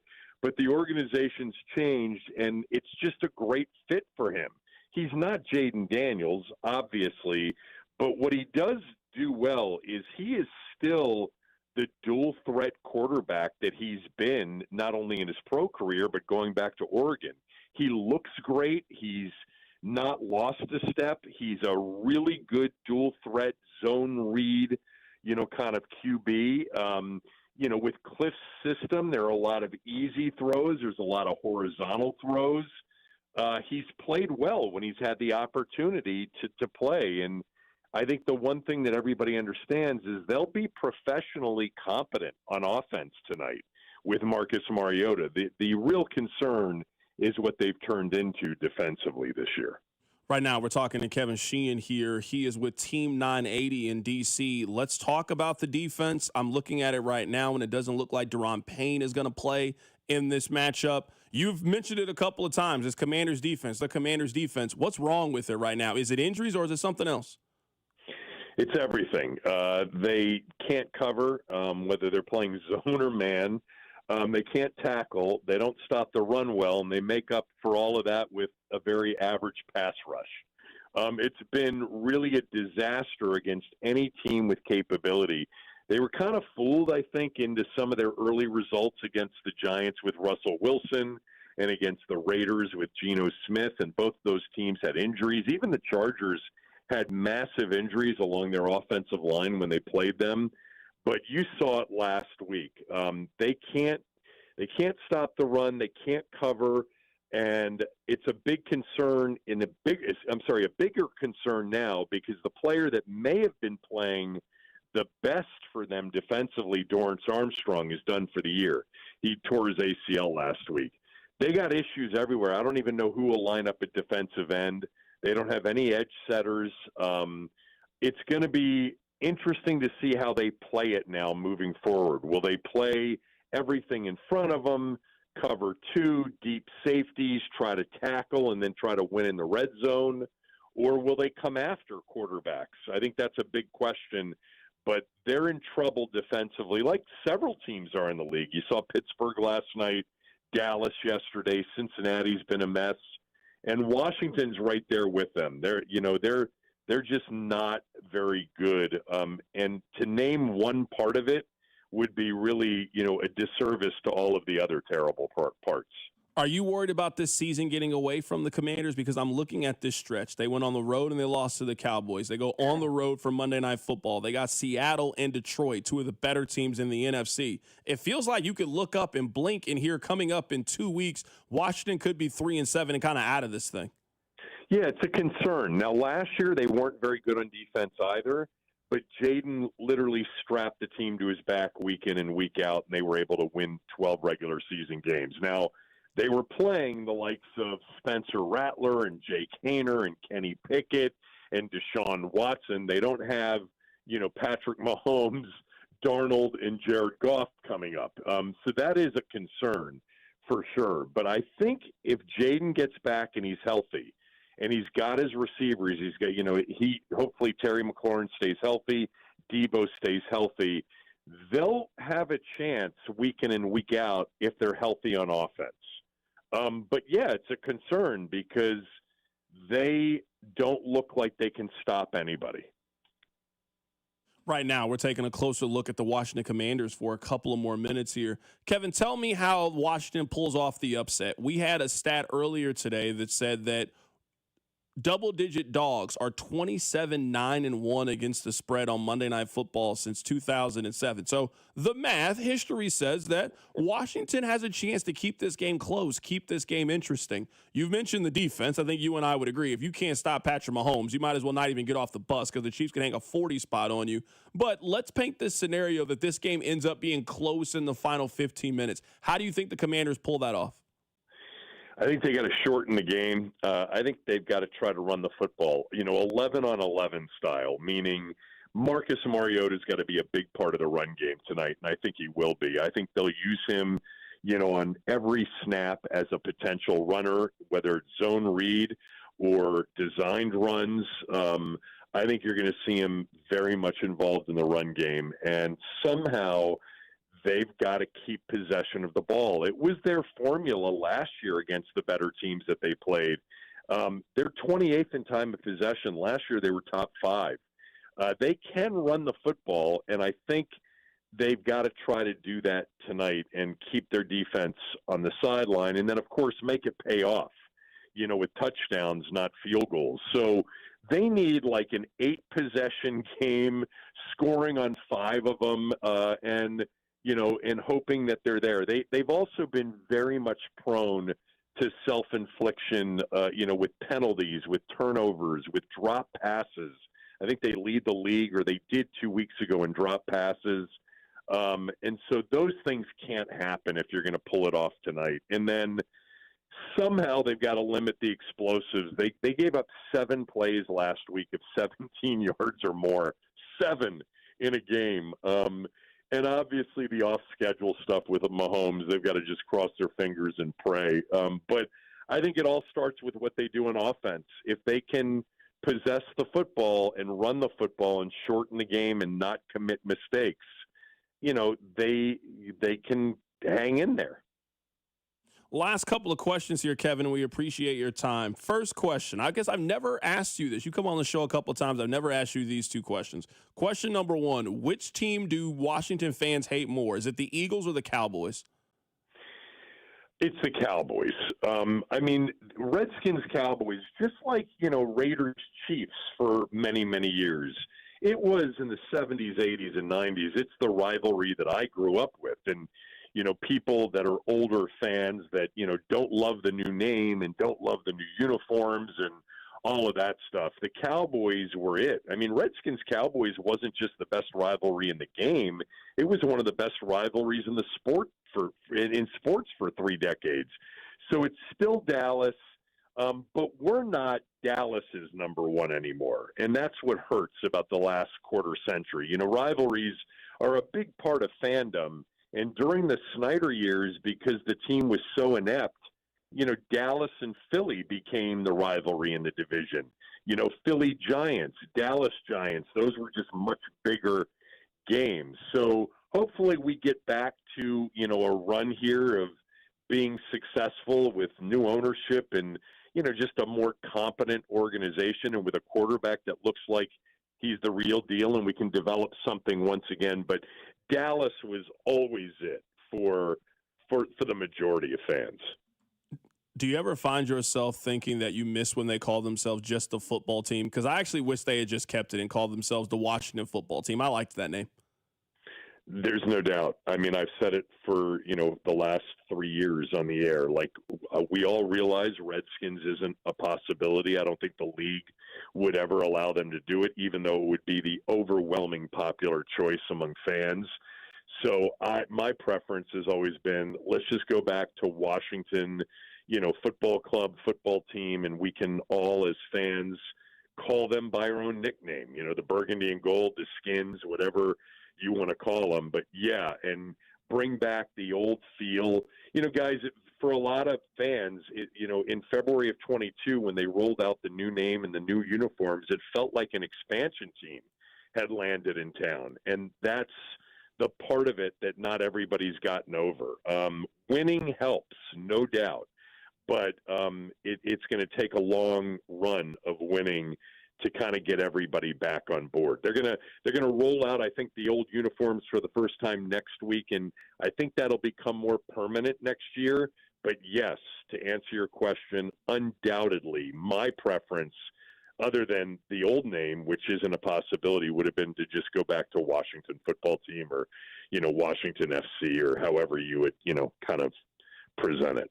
That is Kevin Sheehan joining us on the show with Team 980 in the nation's capital. Kevin, man, appreciate you making time for us today, my man. Thanks so much for having me, guys. Appreciate it. Absolutely. That is Kevin Sheehan joining us on the show. He said something there very, very interesting at the end. Let's talk about it before we sign off today. Keep it right here. It's The Drive. The Drive with Carrington Harrison. Watch the show on YouTube by subscribing to the 965 YouTube channel. The Drive, brought to you by DM Entry Law. Have you or a loved one been in a car wreck? Contact DM Entry Law today and get the money you deserve. Car wreck? Remember, Mike's got this. 96.5, The Fan. The NFL season is rolling along, and you're starting to get a better feel on who's a contender and who's a pretender, and you can make all your predictions over at FanDuel. The FanDuel Sportsbook app is your home for all your favorite NFL bets, from yards to touchdowns to who you think is going to win. With FanDuel, any play can be the play of the game. And tonight, FanDuel is giving all customers 30% profit boost token. That's right. You can get in on the action for 30% profit boost on this Monday night. So make FanDuel your go-to app for every snap. So whether you want to bet who's going to win the game, who's going to score a touchdown, or who's going to score the first touchdown, you can do all that with our friends over at FanDuel. Just visit FanDuel.com. Use my promo code KFNZ to bet on the game. Play your game with FanDuel, an official sports betting partner of the NFL, and also 96.5 The Fan. 21 and present in Kansas. Opt-in required. Bonus issue is non-withdrawable profit boost tokens. Restrictions apply, including any token expiration and max wager amount. See terms at sportsbook.fanduel.com. FanDuel is offering online sports wagering in Kansas under agreement with Kansas Casino LLC. Gambling problem? Get out with your best bet. Call 1-800-522-4700. Visit kansasgamblinghelp.com. Let's go! You've still got it, but your immune system weakens as you age, making it harder to fight flu, pneumococcal pneumonia, RSV, and COVID-19. Ask your doctor or pharmacist which vaccines you need. Sponsored by Pfizer. We asked parents to share their journey of adopting teens. They changed who I am because I can't see life without them in it. Visit adoptuskids.org to learn more. Brought to you by Adopt US Kids, the U.S. Department of Health and Human Services, and the Ad Council. DQ presents the sound of your next meal at DQ. It's the sound of savoring a signature stack burger, loving a chicken strip basket, or digging into everyday value with the $7 meal deal. Wait, where is the sound? Am I missing something? Oh, it's quiet because they're too busy enjoying their DQ food. Makes sense. So delicious and so peaceful. Grab your favorite from the DQ food menu today at participating U.S. locations. Only at DQ. Happy tastes good. Natural disasters happen every year. Fires, hurricanes, tornadoes. And with that, your most important moments recorded on VHS, camcorder tapes, and 8mm could all be gone in an instant. Cherished moments like your wedding, baby's first steps, family trips to Yellowstone. Lost. Enter Legacy Box. Digitizing your old media with Legacy Box protects your irreplaceable memories from the threat of natural disaster by digitally preserving them onto thumb drive, DVD, or the cloud, so they're safe forever. Legacy Box is the safest and easiest way to preserve your past, which is why it's been trusted by over 1 million families. Send Legacy Box your home movies, photos, and film. Their team of trained professionals will do the rest right here in the U.S. For a limited time, Legacy Box is offering radio listeners an incredible 50% off. Go to legacybox.com/value and save 50% when you digitize your memories. That's legacybox.com/value. Paid for by term provider. Premiums will vary. Plans depend on age, location, and other factors. Visit bigloot.com. Do you have 3 ex-wives and your current trophy wife wants a life insurance policy 3 times the size of the policies you had to purchase for your previous mistakes? If so, you need to call Big Lou at Term Provider, 800-555-1509. Big Lou is intimately familiar with your problems, and if you're 50 or 60 years old and in reasonably good health, a $1 million policy should only cost about $100 to $200 per month. Big Lou may have a solution for your previous policies as well. You may even save enough money to lighten the load on your new $1 million policy. Remember, call Big Lou. He's like you, except he's only on number 2. Call Term Provider at 800-555-1509. That's 800-555-1509. For $1 million in term life insurance that you can live with. Call Big Lou at 800-555-1509. 800-555-1509. Chiefs coverage brought to you by Metal by the Foot, your metal project superstore. At Metal by the Foot, we pride ourselves on delivering the highest quality metal to meet your exact needs. Located in Casey and Topeka, online at metalbythefoot.com. When you need a piece of metal, remember, metal doesn't have to cost an arm or a leg, just the foot. Here's traffic, brought to you by DM Injury Law. Have you or a loved one been in a car wreck? Contact DM Injury Law today and get the money you deserve. Car wreck? Remember, Mike's got this. This one brought to you by Conley Plumbing Solutions, your neighborhood plumber. Call 913-768-7676 or ConleyPlumbingSolutions.com today. We've got a crash, and it's coming out of downtown 35 southbound just before 7th. It is the right lane blocked. And up north, a 2-car crash, left lane blocked, 435 northbound. It's just past Parvin. I'm Val with traffic on 96.5 The Fan. Hey, it's Trent McDuffie from the Kansas City Chiefs. Welcome back to The Drive with C-Dot on your home for Chiefs football. 96.5 The Fan.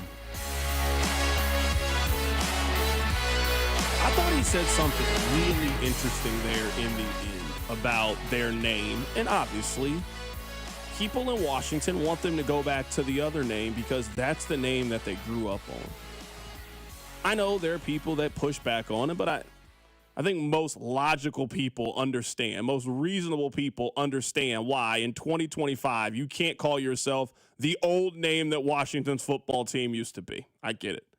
I also thought he made a really good point there about, well, when they were just a football team, we could just kind of call it what we wanted to call it. But now we have to call them the Commanders, and it felt like an expansion team. This kind of goes to something that I've thought for a while, and I just kind of forgot about it, honestly, but hearing him say that kind of brought it back. You remember there was a while that the block was hot about the Chiefs. They changed Washington's football team. They changed Cleveland's baseball team. And people were looking around and thinking, who was next? You remember this. And it was, what about the Braves? What about the Chiefs? What about this thing? And people were making the arguments that they always make, and I get it. And I remember saying this whenever the Chiefs didn't put the corporate sponsor on it. And I thought the Chiefs were actively doing things to kind of distance themselves from that because they don't want to change the name. It's part of the tradition. Home of the Chiefs. They don't want to change the name. You remember, this is around the time that they started calling it GEHA Field and they stopped calling it Arrowhead. around this time. They also changed it from the tomahawk chop to just the chop. For sure. And you remember they also stopped really promoting you doing it the way that they used to. It used to be a part of it. Now, they added the drum thing. That wasn't really a thing when you and I were a kid, but that's kind of it when you're talking about branding, at least when it comes to that kind of way. And if you've noticed it, nobody talks about this topic anymore. It's over. I'm not saying it can't restart. Sure, I guess it can, but you remember there was a 5-year stretch where the pressure was on Washington to change their name. The pressure was on the Cleveland baseball team to change their name. That's why they're the Indians. You know that. It was pressure on them to change their name. There is no pressure on the Chiefs anymore. It's gone, completely gone for them to do it. When's the last time this was a national conversation about the Chiefs or the Seminoles or any of the teams that were being talked about during this stretch? So really good job by the Chiefs in terms of branding, and they were able to completely avoid this thing. Completely avoid it. It was, I'm trying to think. We were doing the show together, so maybe in 21 or 22. I liked the football team. I really did. The block was, to say, quote you, the block was hot. It was very hot. Remember, there's also around the time that the Chiefs came out with an alert. I think this was 2021, maybe in 2022. They banned headdresses from the stadium. Yeah. The Chiefs were doing... If you were wearing that to football games, that was nuts from the very, very beginning. 100% agree. And you remember... They had to come out and ban it, which they did, to their credit. And you remember, that's also when the Chiefs were doing a really big, hey, they're cool with us. You remember that?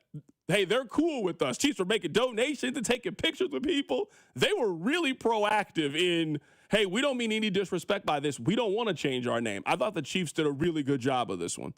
I don't want to fear-monger with this game because I'm confident in this game. I feel the way that you guys feel. And I don't think the Chiefs are winning 41-0 today, but I think the Chiefs are going to win this game. I saw this stat, and it was interesting to me. Double-digit underdogs on Monday Night Football since 2007 are 27-9-1 against the spread. Now, I'm not touching this game from the gambling perspective. I might take a touchdown or two, but I have no interest in touching the spread. Now, some of my fear comes from this. Now, I have seen the Chiefs over the last couple of years, and they did this probably 8 to 10 times last year. Some of my fear is, are the Chiefs going to put a C-plus effort out there? We don't want to show Buffalo anything. We're looking ahead to the most important game. It's the NFC game. The weather is blah outside. It's a short week. Could you see the Chiefs potentially do this where the game is just more uncomfortable than it needs to be? So a big thing for me, at least, and this is going to be, do the Chiefs start quick again? Last week, they just never gave the Raiders any possibility or any hope of winning that game or even keeping the game close. They scored on their first 3 drives, long touchdown drives. They stopped the Raiders and just ended any hope, any momentum of anything being interesting heading into the second half. Are the Chiefs going to do the same thing where they just get Washington down early on, ground and pound, and the ref has to come in and stop the fight? Or is this just going to be a game in the middle of the third quarter? It's 21-17. The Chiefs are clearly in control of the game, but they can't just take their foot off the gas yet. That's, to me, the intrigue. That's the real question when it comes to this game. I'll pick the Chiefs. 31-21 feels about right to me for this game. A potential late touchdown from the Commanders, but at this point, I just don't know how you pick against the Chiefs to score 30, especially not with everything we've heard about Washington's defense. We didn't get a chance to play it, but when Kevin Sheehan said they can't stop the run, they have no pass rush, their secondary is soft. Sounded a lot like Jim Mora. It sounded a lot like Jim Mora. So, yeah. I like the Chiefs today. I don't think the Chiefs are going to sleepwalk. I think the Chiefs are locked in for this one because it's Monday Night Football. Maybe the fan base isn't, but the team is. Give me the Chiefs 35-21. Coming up on the other side, we got the Chiefs pregame show. You know what? Do me a favor. Listen to the entire thing. Keep it right here on 96.5 The Fan. This is Wyatt Thompson from K-State, and you're listening to The Drive with CDOT right here on 96.5 The Fan and the Odyssey app. Brought to you by DM Injury Law. Have you or a loved one been in a car wreck? Contact DM Injury Law today and get the money you deserve. Car wreck? Remember, Mike's got this.